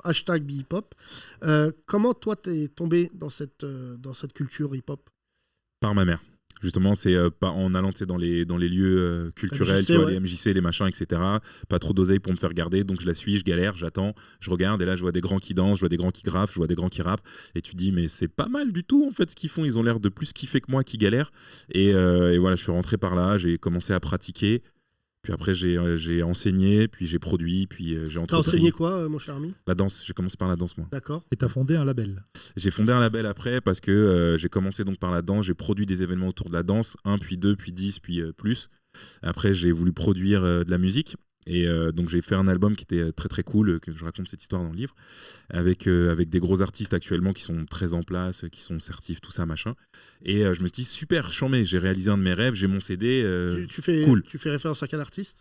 Soul King en auteur et interprète, et MKL qui est compositeur et réalisateur qui a fait la moitié du rap français et en ce moment qui est sur, en l'occurrence, Le Retour des Rois, pardon. De la section, donc qui sont des gars super charmés avec beaucoup de talent et qui m'ont fait confiance à ce moment-là et vas-y, ouais, j'ai un bête d'album super, ça défonce. Ah, j'ai pas de structure, j'avais qu'une structure sur la danse, donc là je crée mon label et puis ça avance et de ce projet-là il en émane plusieurs autres et après de ça je suis devenu éditeur, de ça j'ai voulu entreprendre encore et j'ai créé une société Music Tech, donc là j'ai allié mon réseau, le digital actuel et autres pour monter un autre business. Et tu as produit une artiste qui est passée dans cette émission? Exactement, ouais, qui s'appelle Juste Chani. Juste Chani, voilà. On a reçu tout son arbre généalogique. Ouais, Monsieur son Orange, producteur, son frère, Monsieur Orange qu'on a reçu. Ouais, son frère qui est tout en orange là. Ouais, exactement, très, très sympa. Et pour ce bouquin dont on va parler là, tu t'es entouré, je vois, de Kamal Haussmann. Ouais. Alors tu peux nous parler de cet homme qui était membre d'un collectif assez connu? Le collectif Time Bomb. Voilà. Donc Time Bomb, c'est Oxmo, c'est Booba, c'est les X-Men, c'est juste la meilleure école de rap français, c'est des freestyles qu'on peut retrouver sur YouTube ou sur des cassettes pour les puristes qui les ont encore à poncer, où c'est des gros tueurs. Et donc Kamal était au départ de cette aventure, l'un des cofondateurs du collectif. Il a écrit un livre dernièrement qui s'appelle Time Bomb, qui raconte sa vie et l'histoire de ce collectif et à travers ses yeux. J'ai lu le bouquin, il m'a... Mais quand je te dis percuté, c'est genre percuté, transcendé, parce que toi, t'étais petit à l'âge d'or de Time Bomb. À l'âge d'or de Time Bomb, j'étais petit peu, mais là, je l'ai lu il y a quelques années, le bouquin, mais en fait, je me suis dit, damn, j'ai pas besoin d'être ou blanc ou riche et célèbre pour écrire un bouquin. Ouais. Je me dis pas. Je parle en anglais. Ouais, je me parle en anglais parce que je parle anglais un peu tous les jours, mais je me suis dit vraiment, damn. Ouais. Tu vois, je suis Toi, attends, j'ai pas besoin d'être riche ou célèbre ou d'être blanc pour avoir le droit de raconter ma life. Tu vois, n'importe quelle life compte, et ça rejoint un peu ce que tu disais tout à l'heure. Il faut sortir de schéma et on se le fait des fois nous-mêmes. C'est-à-dire, je m'auto-dévalue, ma vie a moins d'importance parce que l'opinion publique pense que ma vie a moins d'importance. Et on reste enfermé dans ces carcans-là. Lui m'a permis d'ouvrir les yeux là-dessus. Je lui ai dit, mec, c'est chambé ce que tu viens de faire, je vais écrire mon livre. T'as écrit ton livre en combien de temps, cher ami ? En 1 an. Donc je lui ai dit, je vais écrire mon livre. Je l'ai écrit, je l'ai rappelé au bout d'1 an. Je lui ai dit, frérot, j'ai écrit mon livre. Il m'a dit, t'es chaud ? Je lui ai dit, ouais, je sais, merci. Et ensuite, il m'a dit, non, c'est vrai. Je sais, merci. Est-ce que tu veux faire la préface ? Et il m'a dit, ouais, avec grand plaisir. Ce que je me dis, c'est que depuis tout à l'heure, j'aime beaucoup ton flow et comment tu parles, mais je me dis, aux États-Unis, tu serais une star. Ouais. Parce que l'auto-plébiscite est un truc très américain, tu vois, de dire. On en a connu d'autres des auteurs, mais de toute manière, on est déjà content de te recevoir parce que j'aime les gens qui racontent le hip-hop. Et même si ça s'est beaucoup gentrifié, et c'est quand même un peu le propos de ton livre, parce que c'est ce qu'il y a écrit. Il y a écrit comment le hip-hop se positionne dans notre contexte géopolitique contemporain. Toi, t'as quel âge aujourd'hui ? 30 ans toujours. On va dire violin qui suit. D'accord. Comment tu ressens parce que j'ai l'impression qu'il y a moins d'opportunités dans le hip-hop structurel pour les gens comme toi. Mais jamais le mouvement indépendant, indé, du hip-hop n'a été aussi puissant. La plupart des grands artistes, aujourd'hui, ils s'en battent les couilles des maisons de disques. Et ils le font bien savoir. D'ailleurs, des mecs de chez toi ont donné tout de suite la voix, c'est PNL. Ouais. Je rappelle, pour ceux qui ne le savent pas, toujours aucune interview. Ouais, tout à fait. Toujours aucune photo. Tout à fait. Et c'est, pour moi, tu vois, genre, je suis pas fan toujours absolu. Aucun ciseau. Hein non, si, ils sont coupés les cheveux. Mais surtout, ce qui est impressionnant, c'est qu'ils ont réussi à tordre l'industrie du disque et ils sont toujours dans cette bonne vieille ville. Et ils sont toujours entortorés de Corbeil. Et en fait, il n'y a pas que qu'on ouvert la voie, mais si tu veux, c'est un mouvement généralisé de façon. Enfin, il y a 2 trucs. Il y a les évolutions structurelles parce que sur le marché de la musique, c'est beaucoup moins cher de produire et donc de s'autoproduire de facto, donc il y a moins besoin des majors à part pour l'oseille, mais sinon faire son album ça coûte pas si cher, donc c'est déjà un aujourd'hui vraiment aujourd'hui c'est pas si cher. Et de l'autre côté c'est que donc t'as de plus en plus d'empowerment et d'indépendants, etc. Et après, c'est qu'en France, on a craqué un peu ce truc-là. Dans le hip-hop, on s'est rendu compte, mais les anciens, ils se sont mangés des vrais rodkas, en fait, dans les signatures qu'ils avaient. Maintenant qu'on a commencé un peu à évoluer et à tirer des leçons du passé, on va pas prendre juste 6% sur les revenus qu'on génère. On va prendre le maximum parce que c'est notre musique, on va s'enregistrer, on va être producteur et on va aller chercher les majors uniquement pour l'oseille. Et c'est vrai que nous, on se pose la question souvent dans ce podcast, mais comment concilier... Aujourd'hui, on parle de rappeurs engagés et de rappeurs qui font de l'oseille. C'est en gros les deux groupes qui s'opposent. Just Shani, d'ailleurs, est une rappeuse qui quand même prend des positions dans ses textes. On peut concilier les deux. Aujourd'hui, on peut parler de vraies choses, d'être engagé, pas forcément des Yankees, des Terre-Terre et de la Moula, et faire de la bonne musique. Aujourd'hui, c'est pas incompatible. Mais même si on veut pas juger le contenu, c'est toujours facile pour nous, à nos âges respectifs, de critiquer ce phénomène de la Moula. Mais Niska, typiquement, déjà est un très bon rappeur, et encore une fois, il faut rappeler que le 91 est un vivier assez impressionnant. C'est Brooklyn. 9 ans, on est Brooklyn pour New York, ça y est. Ouais, là, t'es allé un peu loin dans l'ambition. Puis tout à l'heure, je te laisse. Laisse-le là. Vraiment. Ce qui se passe avec le 9 ans, c'est incroyable. Non, ce qui se passe avec le 9 ans, c'est incroyable. Mais non, en tout cas, musicalement, la force d'un Niska, c'est la symbiose entre l'afro-trap et le rap street. Oui. Et tu vois, oui, c'est vrai que Niska, il a. Non, mais après. Non, mais surtout, il fait tout. Il chante, il rappe, il se back. C'est quand même, ça doit être horrible de travailler avec ce gars-là. Il fait tout seul. C'est lui qui loue les animaux qu'il y a dans ses clips. Les dresse. Les lynx. Mais surtout, ce qui est fou, c'est que la capacité aujourd'hui c'est ce qui se passe d'ailleurs. On peut faire un parallèle avec la politique. C'est que les mecs de banlieue qui faisaient du rap ont tellement pas été niqués par le système. Et mon cher Gary, je vais te présenter quelqu'un d'important, parce qu'on a toujours à apprendre des anciens. C'est que en fait, ils ont tellement été manipulés, tellement été dévalorisés, que tous, de leur côté, ils ont fait leur histoire. Et aujourd'hui, ce qui est dévalorisé, c'est le fait de signer en maison de disque. Ouais. Contrairement à l'époque, tu vois, nous, on était à Génération, pour te raconter un peu notre vie. Quand tu avais signé dans une grosse boîte, c'était nous, quand tu étais à Génération, les mecs indés, et tu parlais de Time Bomb, je crois qu'on est bien placé pour en parler, parce qu'on fait partie de la radio qui a fait Time Bomb. On a connu Menace Record aussi. Ouais, on a connu... et je me souviens, moi, je vais dire la vérité, pour être un peu barbare, de Négro et de Bougnoul, surtout de Négro, qui était vraiment un truc plus... et j'utilise le terme péjoratif parce qu'ils nous voyaient comme des négros et des bougnoules. Et je me souviens de Menace Records, qui était un label extrêmement... qui était affilié à Death Record, Death Row de Suge Knight, avec Baez, qui était un mec formidable, qui était un Renoir avec des biceps, des triceps, des quadriceps, qui passait sa vie à faire le gangsta. Remontre les quadriceps, vite fait. Non, mais il passait sa vie... Non, mais quand je te dis que c'était une machine de guerre, c'est que quand il il arrivait, il avait une toute petite voix. Donc il arrivait, t'arrivais, tu disais, il disait « Bonjour, vous allez bien ?» Et donc, un mec formidable.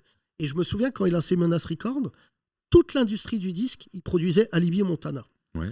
Et Alibi Montana, c'est quand même un mec qui a fait dans le hip-hop.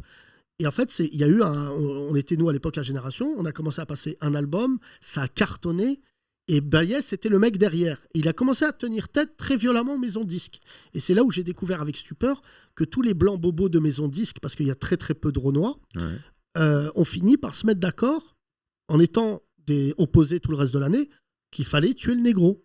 Et nous, on lui disait souvent, ils veulent tuer le négro. Il nous disait, vous imaginez, Sony, Warner, tout ce que tu veux, ils sont en guerre toute l'année, mais ils sont raccords sur un truc, c'est qu'un Renoir ne peut pas gagner son oseille.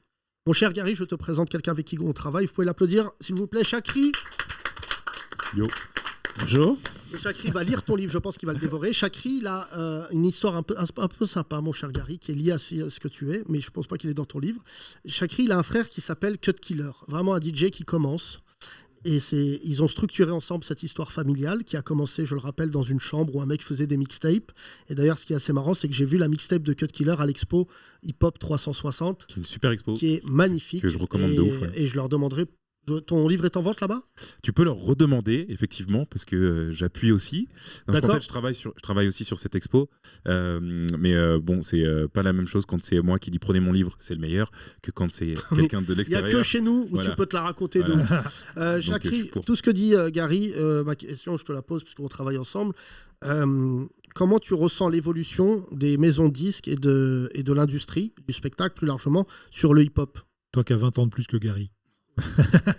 Ça va tellement mal qu'ils sont obligés de devenir tourneurs, qu'ils sont obligés de prendre d'autres métiers, mais c'est vrai que le côté major et produire des artistes, ça devient de plus en plus quelque chose de moins commun parce que chacun est dans son coin, est indé et peut sortir des disques tout seul. Donc, mais ce que vous disiez c'est qu'aujourd'hui, même encore dans ces fameuses maisons de disques, on a encore les mêmes personnes qui nous ont stigmatisés pendant 30 ans. Qui nous ont fait signer les pires contrats de la Terre, qui nous ont pas respectés, et ainsi de suite. Mais comment toi tu te sens, sans nommer qui que ce soit, comme tu dis, c'est quand même une scène de film. T'as vu des mecs, toi en plus, qui ont dû évoluer dans la boîte. J'hallucine, c'est malgré, parce qu'avant c'était quand même beaucoup plus effervescent que maintenant, dans le sens où ça pouvait se régler vraiment que le mec débarquait à un label et tapait tout le monde, parce que j'ai vu ça plusieurs fois. Et les mêmes mecs qui font signer, qu'on fait signer, qui arnaquent des gens, qui continuent d'ailleurs à les arnaquer, sont numéro 1 des labels.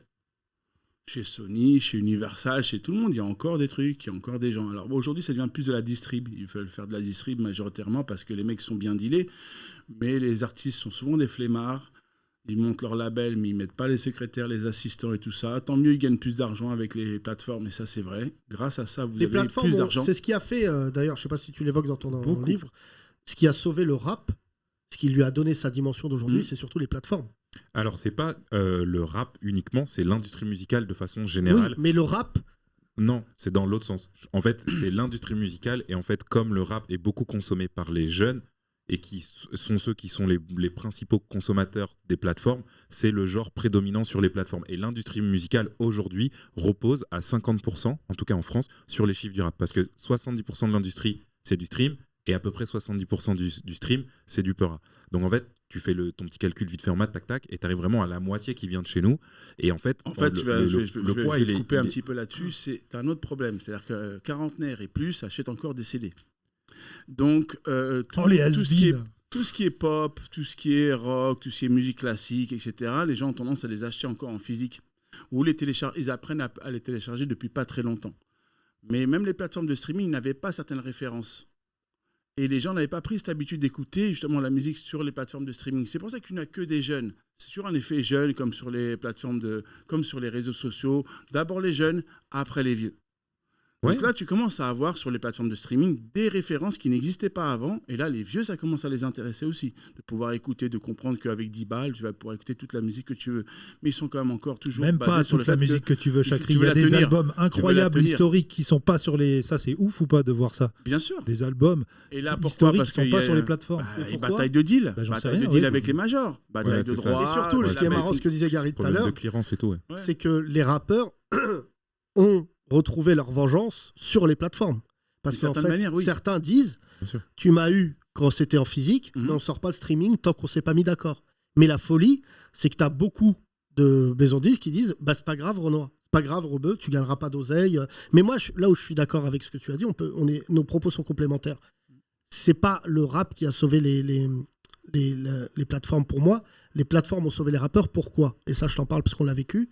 Parce que les petits rappeurs ont dorénavant un modèle économique.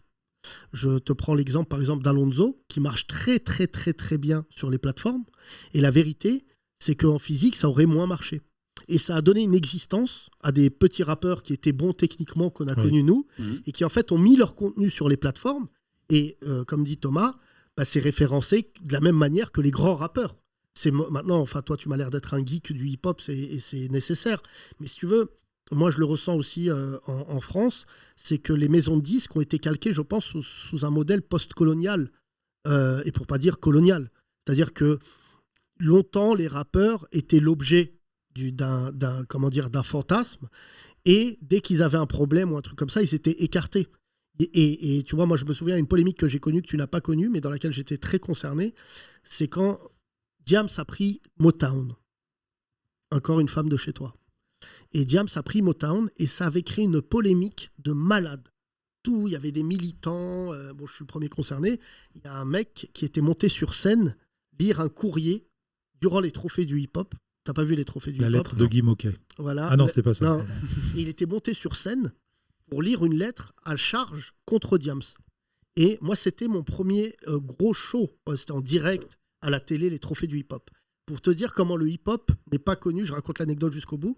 Les mecs de sécu de l'Olympia, c'est des bikers, c'est des vieux rockers. Et quand ils ont vu le Renoir monter sur scène, ils ont cru que c'était un membre de Sniper. C'est moi qui leur ai dit, le Renoir là, il n'est pas dans le groupe. Alors regarde, c'est Blacko. Et en fait, il a pris un papier et il m'a dit, je vais lire une lettre sur la Motown. Et t'étais pas là à l'époque, mais toi, Chakri, tu te souviens, c'était chaud de ouf. Tout le monde voulait la peau de Motown, Diams et tout. Et d'un coup, je vois le mec qui va lire le courrier et je me dis, bah vas-y, laisse-le lire. Tu vois, il a le droit de lire. Il a fait un truc assez marrant qui va te faire rire. C'est que je lui ai dit, vas-y, lis. Et juste avant que je le laisse lire, il me dit, de toute manière, tu vas rien faire. Il m'a dit ça. Chasser l'arabe, il revient en chameau. J'ai pris sa lettre, je l'ai déchirée. Oh là là. Devant tout le monde. Et c'est pas pour toi, Kino. Et là, il y avait, non mais frère, il y avait 2000 mecs du hip-hop dans l'Olympia. Et Gremlins, c'est la scène dans le cinéma. Donc, ouais. Et c'est là, je pense que c'est ce jour-là où on s'est dit, Yacine, il peut gérer l'ingérable. J'ai dit, la soirée continue. Le mec, il est venu me voir le lendemain à Génération. C'est parti vraiment en live. J'ai dit, voilà, tu portes préjudice à la cause. Et deuxièmement, dis-moi un Renoir, aujourd'hui en maison de disque, qui peut gérer la Motown. Le problème, il n'est pas que Diams soit là. Et en plus, je vais dire la vérité, ça m'a pas l'air la plus illégitime pour gérer la Motown. Elle rappe, elle fait... Mais surtout, le problème... Aujourd'hui, c'est plus mon Motown qu'elle peut gérer. Ouais. Aujourd'hui... Je vais te cader, ça y est, j'ai l'image. Islam Motown.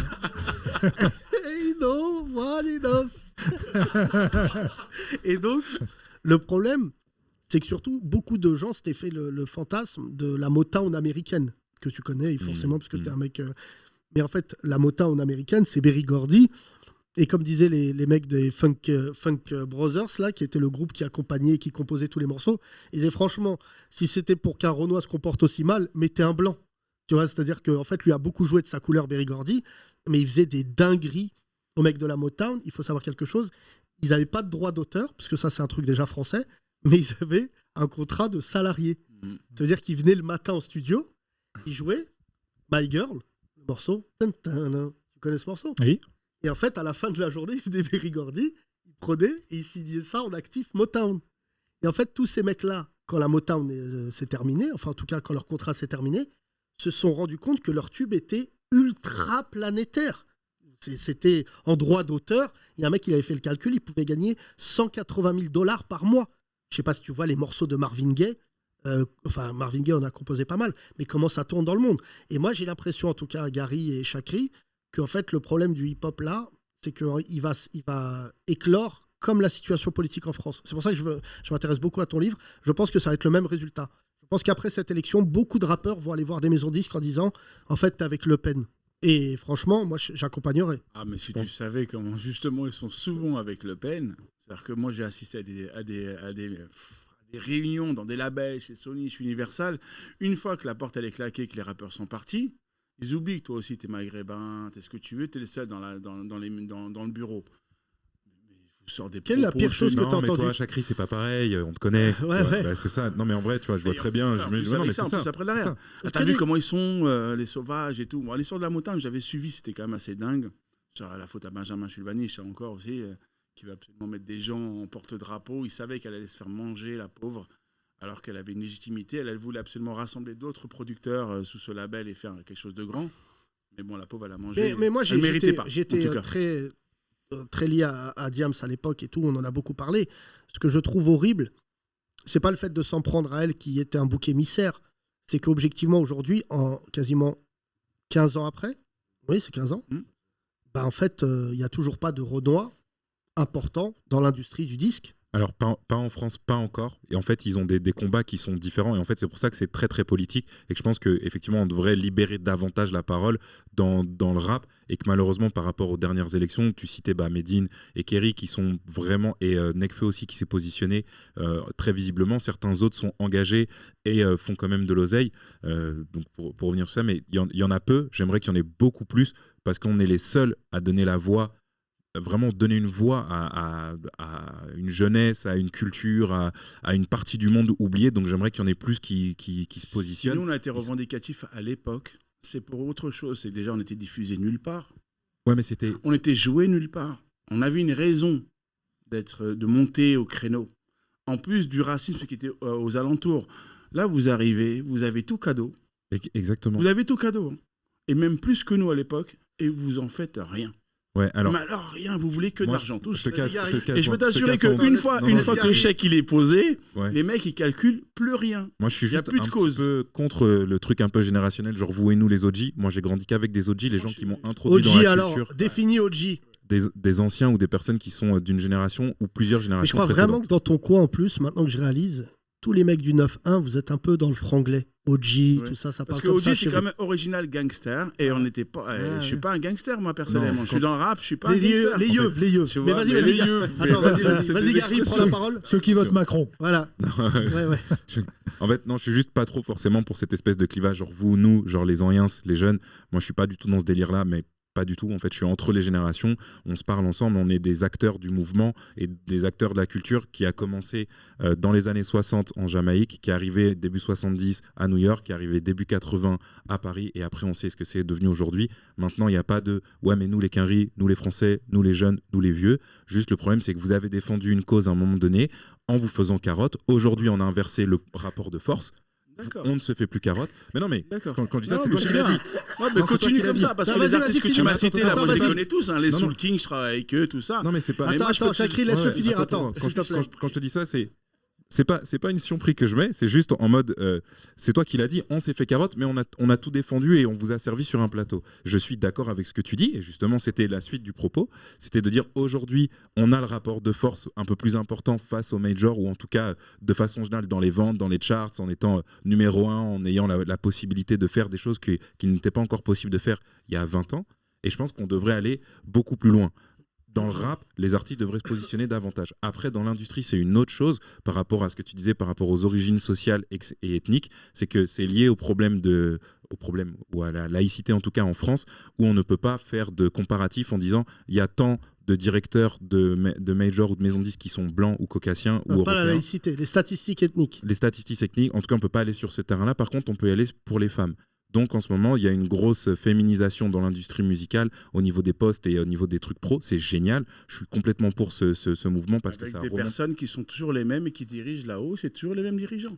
Mais moi, c'est des meufs. En fait, déjà, on casse ce truc du mal blanc, 60 ans, qui décide lui. Déjà, il y a des meufs. Premier combat, c'est bien, c'est une première étape. Après, on va mettre les Renois. Après, on va mettre les Rebeux. Vu comment ils sont islamophobes. Non, mais je parle pas de moi, je parle de. Vu comment ils sont islamophobes, ça les dérange moins de placer une meuf que de placer un Renois, que de placer un Rebeu. Non, mais Gary, je veux dire. Je place que des gens qu'on manipule et qu'on manœuvre, en fait. Et c'est les employés. Gary, je veux dire quelque chose. Dans le militantisme, c'est justement, on a une règle d'or. Sans être intersectionnaliste, parce que le combat des femmes n'est pas le combat des Noirs, qui n'est pas le combat des Arabes. Enfin, tu vois, moi, je suis l'un des seuls qui le dit publiquement, mais Le Pen qui passe, j'ai envie de dire, autant elle va affronter les Arabes, mais objectivement, les Noirs, c'est eux qui vont le plus souffrir, parce qu'ils sont même pas sur la map. L'ensauvagement de la société française dans l'inconscient émane des Arabes, c'est l'Arabe qui est dangereux, et le Noir est docile. Et tu le vis tous les jours, tu dois le savoir, puisque même tu es métisse, mais la contrariété du Noir, c'est celui de dire l'infantilisation permanente. Je te conseille les écrits de Rokhaya Diallo, ma frangine, qui explique que depuis maintenant 40 ans, la manière même de dessiner le noir, ses formes arrondies, ces trucs... Grand sourire, banania, etc. Font qu'aujourd'hui, je comprends que des gens en veuillent à Issa Doumbia. Tu vois, Issa Doumbia, il ne se rend pas compte ce qu'il incarne. Tu vois, moi, dans le militantisme dont tu parlais, il ne faut pas oublier que dans les années 50, des Blancs faisaient des blackface pour jouer des Noirs dans les films américains. C'est inimaginable aujourd'hui. Quand je le dis, il y a des auditeurs. Il y a d'ailleurs un très bon film, je crois, qui a été fait par Spike Lee qui raconte ça. Mais la force, c'est qu'aux États-Unis, il y a la culture hip-hop. Spike Lee est un réalisateur hip-hop. Il y a des entrepreneurs hip-hop. En France aussi. Moi, c'est non, mais je crois, si tu veux, toi, tu connais. Et je te le dis parce que... Que tu crois connaître. Non, tu es un geek, tu connais. Mais ce que tu ne mesures pas, c'est que si tu t'arrêtes avec Kobalade, tu lui dis, tu sais qui est Afrika Bambaataa, il croit objectivement que tu parles du patron de la Coupe d'Afrique. Nous, quand je suis arrivé, et moi, je te le dis avec Thomas, quand on est arrivé à Génération, on a passé 5 ans là-bas, on a passé 2 ans à potasser avec, pour reprendre ton terme, les OG, DJ Kaza, DJ Juan. DJ Cut Killer. Non, Cut, moi, Cut, je l'ai rencontré plus tard. DJ Fab. Ouais. Notre ami qui est décédé, DJ Hour, qui faisait le hip-hop underground, qui était des ayatollahs du hip-hop. Ça veut dire horrible. Tu parlais avec eux, ils disaient mais casse-toi, va écouter, je sais plus quoi. Ils disaient des noms de groupes, en plus tu croyais Thug. Il dit pas du tout. Il a copié un rappeur américain en 87 dans le Bronx qui rappait et il te retrouvait le freestyle. Et tu vois, nous, on a été baignés là-dedans et à un moment, on a commencé à lire. Et à un moment, pour la culture hip-hop a dominé. C'est-à-dire que si tu demandes les 5 disciplines majeures qui font le hip-hop, je ne suis pas sûr que bon nombre de rappeurs aujourd'hui soient capables de te répondre. Ils ne savent pas qu'aux États-Unis, c'est devenu, et quand tu vas à New York, tu as eu la chance d'y aller, j'imagine, la ville, elle est hip-hop. Le lieu, il est hip-hop. Et c'est pour ça que moi, je me pose la question, et je vais pousser pour que ton livre, parce que c'est une expo formidable, je salue les gens qui la font, et je salue mon copain Sako aussi, que vous pouvez applaudir les deux, s'il vous plaît. C'est qu'il y a un nouveau phénomène à Paris, c'est que la culture hip-hop est en train de taper du pied. La place à Châtelet a été la dernière insulte que nous acceptons. Moi, je suis pour faire la dernière, oui. Oui, la dernière. Rachel Kahn, patronne du Printemps républicain, était la patronne de la place. Et elle a fini par dire cet endroit est interdit aux musulmans. Ouais, mais alors, bon, Rachel, c'est un cas à part. Parce que bon, la place, parce que la place, pour le coup, je travaille avec eux et ils étaient en clivage contre elle. Elle s'est positionnée toute seule à faire des trucs chelous. Je vais dire quelque chose, Gary. Et ils ont essayé de la faire sauter, je te parle en français. Je te jure. Tout à l'heure, tu disais quelque chose, je manque pas de respect aux anciens. Je pars du principe, je suis moins ancien que Cut Killer, mais j'ai fait 20 ans de ma vie dans ce putain de mouvement. Tous les gens qui sont à la place, je les connais. Tous. Il y a l'ancien patron de Génération, il y a Julien Choleva. Julien Choleva, on l'a vu rentrer stagiaire chez Génération. Quand l'affaire Rachel Kahn a pété, qui est inadmissible. On est d'accord. Qui est inadmissible. Là, tout le mouvement s'est positionné, on a tous fait les communiqués. Déjà, ils nous ont demandé de ne pas de sortir une pétition, que je te donne les infos. La pétition n'est pas sortie, où, ad nominem, on citait Rachel Kahn en disant elle a été backée par Anne Hidalgo. Si tu veux tout savoir, pourquoi Anne Hidalgo n'a pas été soutenue durant cette campagne, c'est qu'elle a soutenu Rachel Kahn, qui insultait les Arabes et les Noirs, à la place. Et quand là, récemment, il y a un mec, je lui dis mais comment tu veux que je la soutienne ? Regarde ce qu'elle a fait. Et deuxièmement, je vais te dire quelque chose. C'est simple la vie. Si tu n'écoutes pas ce podcast, je vais te raconter. Si tu n'es pas content, tu dégages. Les mecs, ils arrivent un matin. Tu vois que ta patronne, elle est au Printemps républicain et elle insulte les musulmans. Il y a un truc qui s'appelle, c'est un très bon morceau de hip-hop, lay back. Tu fais un pas en retrait, tu dis, on ne vient plus. Et elle est obligée de démissionner. Ouais, je suis candidat. Ils ont fait un rendez-vous. Ouais, je suis Leïla Si, Agnès B. Ouais, je suis candidat. Et ils ont même fini. Et Bruno, Et Bruno que j'ai eu au téléphone, Ouais. qui a fini par amorcer le mouvement et tout. Et je suis heureux. Mathias Vichra, qui est mon Thug Life copain, a repris les choses en main en disant les gars, la réputation, elle n'est pas bonne. Mais Rachel Kahn, elle a fini par dire d'Agnès B qu'elle était antisémite. Tu sais, Agnès B, elle n'a pas rigolé avec ça. Parce que nous, les Arabes et les Noirs, quand tu sors antisémitisme, on va se cacher en disant Dieu donné. Voilà. Moi, il y a un mec qui me traite d'antisémite. Je dis nique ta mère. Voilà, si tu veux. Mais tu ne me traites pas d'antisémite. Parce que c'est éliminatoire dans le débat public. Ouais. Agnès B, c'est pas une Arabe ou une Noire. C'est une dame. Elle a fait quoi? C'est une dame blanche. Elle s'est fait traiter d'antisémite. Elle a dit à Rachel Kahn bah, tu vas voir c'est qui l'antisémite. Et elle a inversé le rapport de force. C'est même elle, tu vois, qui n'a pas grandi dans un quartier, qui a montré la voie aux robots, aux Renois du hip-hop en disant moi je suis même pas dans votre culture. Enfin, j'ai fait des trucs et tout. Et je me suis pas laissé faire. Ouais. Alors que vous, tu vois, Chakri à l'époque ou Cut Killer, on en parlait. Normalement, frère, aux États-Unis, tu fais ça. Enfin, tu connais la culture américaine. Ça Tout le monde se soulève. Mais tout, ici, tout le monde dit déjà à la base, comment vous l'avez mis déjà. Bah, la question, elle s'est posée, en fait, mais peut-être plus en dehors du rap, mais plus dans la danse. Tu vois, il y a des personnes, justement, influentes dans la danse. Je pense à Brucey Kenji, je pense à d'autres qui ont vraiment fait un appel, tu vois, au positionnement face à Rachel, qui ont essayé de faire front, qui ont justement passé aussi 2-3 coups de téléphone. On était tous en mode, wesh, what the fuck, il faut qu'elle bouge, cette meuf, en fait. Elle fait du mal à notre culture, elle fait du mal à un lieu qui pourrait être charmé. Clairement, tu vois, la place, en vrai, sur le papier, c'est charmé. C'est juste, il y a une vieille meuf et c'est mal géré. Mais ça pourrait être chambé. Donc en fait, il y a eu ce positionnement-là et qui est plus venu de la danse et peut-être des pros, donc des gens comme vous dans l'industrie, dans l'ombre, que des rappeurs. Attends, vas-y, termine. Il n'y a pas eu de rappeur qui a gueulé au scandale par rapport à Rachel. Mais parce que je crois vraiment que, pour te répondre, c'est que être cultivé, c'est pas la même. C'est comme la différence entre intelligent et malin. C'est quasiment la même chose, mais c'est pas la même chose. Le hip-hop, aujourd'hui à Paris, il y a vraiment que cette expo hip-hop 360 qui a un peu redoré le blason du hip-hop à Paris. C'est qu'en fait, tu ne peux pas gentrifier notre mouvement. Notre mouvement ne peut pas à un moment être en sous-location et que nous, on finisse par être que les interprètes. Il y a une discussion en ce moment qui est en train de faire le tour de Paris, qui est le musée du hip-hop. Il y a la discussion, il y a 4 villes qui sont prêtes à l'accueillir. Ben, c'est Saint-Denis. Ouais. Bah, je sais pas où est-ce qu'il est né le hip-hop. Ouais. Il n'est pas né dans Paris. Ouais. Le hip-hop, c'est un phénomène de banlieue qui est arrivé à Paris. Non, en fait, c'est plus complexe que ça. On était à Paris et c'est la banlieue qui s'est alors, accaparée. Chakri a cette vexation permanente car Stalingrad. Je commence par moi le 19e arrondissement. Oui, mais si tu veux, on va commencer par là. Oui, mais si tu veux, pour faire un débat clair, c'est que Stalingrad, c'était pas que de l'intramuros, c'était des gens de banlieue. Enfin, on a du mal à le réaliser. Tu sais, quand tu étais en banlieue, tu te faisais stigmatiser si tu étais dans le hip-hop. Comment ça, c'est quoi cette musique de merde? Tous les mecs qui étaient de banlieue qui venaient nous rejoindre, nous, à Paris, dans le mouvement, justement. Mais c'était souvent... Attention, le mouvement était composé de 90% de banlieusards. C'est ça la différence. Mais il s'est fait dans Paris. Oui, mais ce que je veux dire par là, de Paris, il s'est développé en banlieue. Oui, mais si tu veux... Oui, mais aujourd'hui, la symbolique, de par le rap français, en plus. Là, on l'assimile beaucoup plus au rap français. C'est pour ça que vous vouliez absolument mettre en avant le fait que les banlieues, c'est le rap et ça vient de là. Non. Moi, je pense qu'il voulait faire les rappeurs sont de banlieue, mais le rap français, le rap en France, il a émergé à Paris. Mais comme la scène Saint-Denis, comme le Bronx à New York, en fait, le musée du hip-hop à New York, tu vois, il est dans le Bronx, et je pense que ça fait sens que le musée du hip-hop en France, tu vois, il soit dans le 19, soit même dans la scène Saint-Denis. La place n'aurait jamais dû se retrouver au Forum. Déjà pour commencer. Ouais, c'est une troisième génération. Ça, c'est la première des choses. Alors, non, mais déjà, c'est mal connaître le hip-hop que de le mettre à Châtelet parce qu'il y a Footlocker. C'est que déjà à la base. non, mais c'est vrai. Non, mais c'est pour ça que je te dis, j'aime ton caractère, j'aime ce que tu es, Gary, mais surtout. C'est nous, on n'est pas des OG ou quoi que ce soit. Moi, j'ai arrêté le hip-hop. On a arrêté Génération.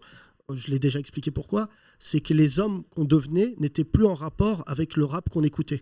C'est-à-dire qu'il fallait laisser des gens interviewer, pas la fouine parce que je l'ai interviewé, mais tu vois, la nouvelle génération. Non, je captais. Koba, que tu citais tout à l'heure. Ouais, on est parti avant. On est parti avant Koba, mais tu vois, le rap, moi, je changeais des couches et j'entendais des rappeurs dire « je vais te brûler ta mère ». Je disais « mais ça n'a plus rien à voir avec ma vie ».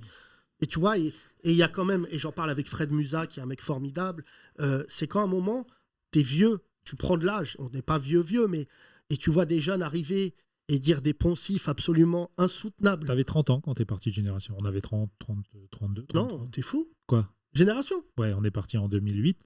Bah t'es fou, j'avais pas 30 ans en 2008. Eh ben, ah oui, non, t'avais 26. Ouais. Ouais. Moi, j'avais 30. Moi, Non, j'avais non, c'est 30. toi qui avais 30. Ouais. Mais surtout, J'avais l'âge de Gary. moi, ce que j'ai vécu à Génération, des gens avec qui j'ai travaillé sont morts à Génération, pas à Génération, mais étaient avec moi à Génération, sont décédés. J'ai un lien affectif parce qu'en plus, surtout, on a mesuré avec Thomas que c'est, je le dis souvent aux humoristes ici présents, que c'était une période, frère, de liberté hors norme. Et en plus, moi, je vais te le dire avec Cette un radio-là, sonore. tu parles? Non, mais Génération, en 2000, C'est la seule que j'ai écoutée. en 2003, ouais, t'arrives, c'est un truc de on est des branleurs avec Thomas. J'ai 20 ans. Non, Là, non, il y a- moi, j'étais on plutôt fait- sérieux, je suis devenu branleur quand je t'ai rencontré. On fait non, mais on fait des sketchs. Ça marche. À l'époque, on est 2 personnes à faire des sketchs. Il y a un mec qui s'appelle Chicken Boubou, mais ce feignant n'a fait qu'un morceau qui s'appelle Pas de porc, Ouais. le remake de Hardcore de Kerry James. Et nous, on lance nos sketchs. On est à Génération, et tu sais, c'est vraiment, je le dis pour que tu mesures, et j'essaye, avec les talents qui sont les nôtres, de le faire. C'est voilà pour toi, Kino. C'est qu'en fait, t'es tellement Oui, dans un dojo... Kino est toujours là, mesdames Ouais, et Kino messieurs. est là. Vous avez tué le rock. Et en fait, le truc, c'est que on passait nos journées dans le dojo à faire des sketchs et on le faisait écouter aux mecs les plus caïras de la terre. Et ils rigolaient. Mais nous, on n'avait pas cette unité de mesure qui est valable pour nos darons. Tu sais, tes darons quinfres, quand tu fais une vanne à ton daron, s'il a juste un petit rictus, bah en fait, ça va faire rire d'autres gens. Tu vois, c'était une unité de mesure. Et nous, les rappeurs, ils rigolaient, mais on savait pas que quand, à l'extérieur, ça faisait rire encore plus fort. Et notre patron de Génération, Bruno, que je salue, nous disait « Ouais, je crois que vous avez un... Bon, j'entends parler de vous de temps en temps. » Et un jour, je suis arrivé dans une soirée Canal et tout le monde disait « Putain, il y a les mecs de Génération !» Bah, frère, double fierté. Génération, donc ils avaient l'impression de s'encanailler. Puis 2 sur 12, ce qu'on faisait, c'était vraiment... Mais ce qui m'a frappé, surtout pour te finir l'anecdote sur Génération, c'est que on n'était pas livré à nous-mêmes, c'est pas vrai, mais il y avait ce truc qui n'existe plus dans le hip-hop, où il y avait des vrais anciens. Tu vois, Kaza, que j'aime d'un amour fraternel, était le DJ de Raga Sonic. Et cet album, Raga Sonic, a été produit par l'un des plus grands producteurs de France, qui est décédé, qui s'appelle Rude Lion, qui avait, s'il était né dans un autre endroit, aurait été considéré comme un mec qui a l'oreille absolue. C'était, en termes de production, faut dire reggae, c'est juste, il avait un très très très mauvais caractère, pour pas dire l'un des pires caractères. Et en fait, moi, là où j'en veux aux maisons de disques, j'ai un pote à moi qui s'appelle Rico, qui est là, qui a connu ces années-là hip-hop, c'est de ne pas savoir gérer la folie de notre créativité. Tu vois, Doc Gineco, par exemple, s'il avait été bien travaillé, ça serait l'équivalent de Gainsbourg. Tu vois, il a poussé le mimétisme jusqu'à la défonce. Et t'écoutes l'album Première Consultation, qui reste encore aujourd'hui, je crois, l'album. L'un des, oui, le plus vendu. Le plus vendu, ça, hein. en physique, hein, parce que maintenant il y a le stream. C'est pas Diams? Non, je crois que c'est Première Consultation. T'as raison, mais je crois que c'est dans les mêmes eaux. Okay. Mais Première Consultation, Mano aussi. quand c'est sorti, quand le morceau Dans ma rue est sorti, et moi j'ai un pote à moi qui récemment je lui disais, Dans ma rue, tu le fais écouter à Sciences Po, c'est de la sociologie. Tu vois, c'est comme il te raconte Porte de la Chapelle, tu vois. Et en fait, derrière, il y a tout ce truc qu'on a connu après avec les footeux, c'est gérer le succès. Et on en parle de temps en temps avec Chakri. Les Arabes et les Noirs, les Blancs de banlieue, ils ont un talent hors norme. Mais ils savent pas gérer le succès. Ça s'apprend. Les footeux, tu vois, Hatem Ben Arfa, ce qui s'est passé là, c'est la preuve que caillera un jour, caillera toujours. Non, mais il faut être accompagné. En fait, c'est aussi, tu as des métiers. En fait, tu as des métiers qui sont des talents, tu as des métiers de journaliste, tu as des métiers de manager, tu as des métiers de coach, etc. Et en fait, dans le Peura, tu vas avoir des managers qui sont par problème de trust par rapport à cette opposition. Quand je disais les heels, pense qu'il faut mettre d'abord des meufs, ensuite nanana. Donc les heels, on visualise, chacun visualise son heel. J'imagine quand même que c'est des gens qui vont devoir nous dire qui c'est qu'il faut mettre. Non, c'est pas logique. Ça n'a jamais été le cas en fait. C'est comme tu dis, voilà, j'ai le patron d'un label, Universal, Sony, qui va décider qui peut travailler au nom du hip-hop. C'est pas du tout ce que j'ai dit. Moi, je pense que tu travailles beaucoup trop justement avec une frange du business qui, pour moi, n'a même pas lieu d'être. Tu n'es pas aussi autonome et indépendant que tu veux l'annoncer. Tu le penses peut-être, mais tu ne l'es pas du tout. Hein. Okay. Tu es dans la complaisance la plus totale. D'ailleurs, je vais même encore plus loin. Souvent, la danse, c'est comme ça, en fait. Souvent, les gens de la danse, c'est normal, c'est le parent pauvre du hip-hop pour moi, la danse. Exactement. C'est ceux qui sont arrivés en dernier. C'est 100% vrai. C'est ceux qui sont arrivés en dernier. Ils sont là, ils sont obligés d'être super complaisants avec tout le monde, alors qu'ils sont la rage au fond d'eux-mêmes. Et d'ailleurs, c'est pour ça qu'ils font des voltiges de malades. C'est parce qu'il y a un moment, on vous a oublié. Et aujourd'hui, vous êtes obligé d'être complaisant avec vraiment tout le monde, super sympa avec tout le monde. Combien de temps, Gary? J'ai dansé 15 ans, mais aujourd'hui, je danse plus depuis de bien nombreuses années, donc je me sens pas forcément surattaqué par ça. Et en fait, sur ce que tu viens de dire, en me disant ne fais pas ça, c'est absolument pas ce que j'ai dit. J'ai pas dit qu'il fallait laisser d'autres personnes décider. Au contraire, j'ai dit que eux, ils sont en train de faire ça. J'ai pas dit que j'étais en accord ou pas en accord. J'ai dit c'est ce qui se passe. C'est déjà un début de changement. Maintenant, c'est à nous d'insuffler le reste, justement parce qu'en plus, on a maintenant une position de force qu'il n'y avait pas avant. Depuis tout à l'heure, c'est ce que je suis en train de dire. Il y a eu un quiproquo, je pense. Parce non, c'est Gary, tu as été très clair. Alors, il faut que tu comprennes. C'est la fin de ce TPMP hip-hop. On se retrouve après la petite beauté. Pour finir, une dernière anecdote, on a très bien compris et je te félicite pour ce que tu viens de dire, Gary. Quand on était à Génération, notre premier combat politique dans le hip-hop avec Thomas, c'est qu'on a appris que les danseurs de hip-hop, comme en ça vous êtes complémentaires avec Chakri, vous dites la même chose mais pas de la même manière. Mais les gens du hip-hop, la danse, je dirais pas le parent pauvre parce que je trouve ça un peu offensif, c'est qu'il y a une incompréhension parce qu'à un moment vous êtes tous égaux dans la danse. C'est une chorégraphie et les gens du hip-hop, comme tu le sais, peuvent tout danser. C'est pas le cas des autres. Et on avait eu une discussion avec, on était à Génération, des danseurs sont venus se plaindre que sur le spectacle Les 10 Commandements de Pascal Obispo, tu te souviens ? Ouais. Les danseurs hip-hop qui dansaient derrière étaient moins bien payés que les autres danseurs. Ouais. Et en fait, on s'est dit, on avait fait une vanne, nous, qui a été reprise partout, c'est-à-dire, pourtant, c'est la même choré. Tu vois ? Et en fait, ça avait cartonné. Les danseurs s'étaient approprié notre première punchline avec Thomas, donc on avait dû dire, pourtant, c'est la même choré. Et en fait, on s'est rendu compte... ça, parce que je trouve pas super beau. Hein, mais surtout, ce qu'on avait découvert, c'est que, et ton livre, on va le lire avec attention, et tu seras le bienvenu dans cette émission quand tu veux, mon cher ami, mais il faut comprendre, il n'y a rien de pire, et ça rejoint le contexte actuel, que le racisme qui s'ignore. Notre industrie est raciste. De ouf. Elle ne s'en rend pas compte. Je pense qu'on s'en rend compte. Non, nous on s'en rend compte. Eux, ils s'en rendent pas compte. Parce qu'ils se disent... Eux du il que je disais tout à l'heure. Pas toujours. du il, parce que je vais pas te mentir. Je mets pas l'homme blanc 60 ans. Moi, je connais aujourd'hui des gens blancs, des gens qui ont 30 ans, des gens aujourd'hui qui vont reprendre Combini, pour moi, fait partie du problème qu'on a sur l'infantilisation du hip-hop. Et je vais pas te mentir. J'espère qu'ils vont t'appeler. Je dis ça par provocation. Combini, appelez-le. Mais si aujourd'hui tu dis à un Gary, Youngson, Renoir, qui connaît son sujet, venir faire une interview sur Combini et sans que le mec te dise à un moment Saddam Hussein ou Cheval, et tu vas dire attends, regarde, je suis en train de parler sérieusement. Et en fait, l'infantilisation de nos artistes majeurs par des petits gamins qui finissent par nous monter sur les pieds. Tu sais, il y avait une question sur Jay-Z, tu regarderas cette anecdote. Jay-Z est à l'aéroport et il y a un journaliste blanc, aux États-Unis, il y a quand même le poids de l'histoire, qui lui dit c'est vrai que tu as fait ton premier label avec l'argent de la drogue et tu as tué quelqu'un ? Tu vois ? Ce que tu pourrais très bien trouver dans la bouche d'un de leurs mots. Et Jay-Z s'est arrêté, il a dit c'est mieux, retire ta question. Et en fait, dans ce coup de pression, très simple, il y a je suis pas ton copain, moi.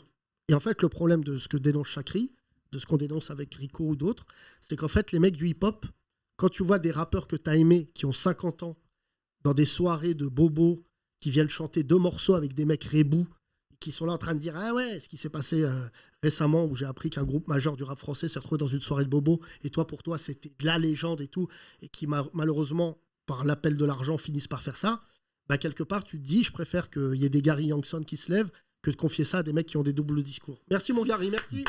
Merci Gary. Gary Youngson, le livre s'appelle #BeHipHop, c'est chez Véron Édition. L'énervé Chakri était parmi nous. Tu connais la signification du mot Tonton Chac. Rap.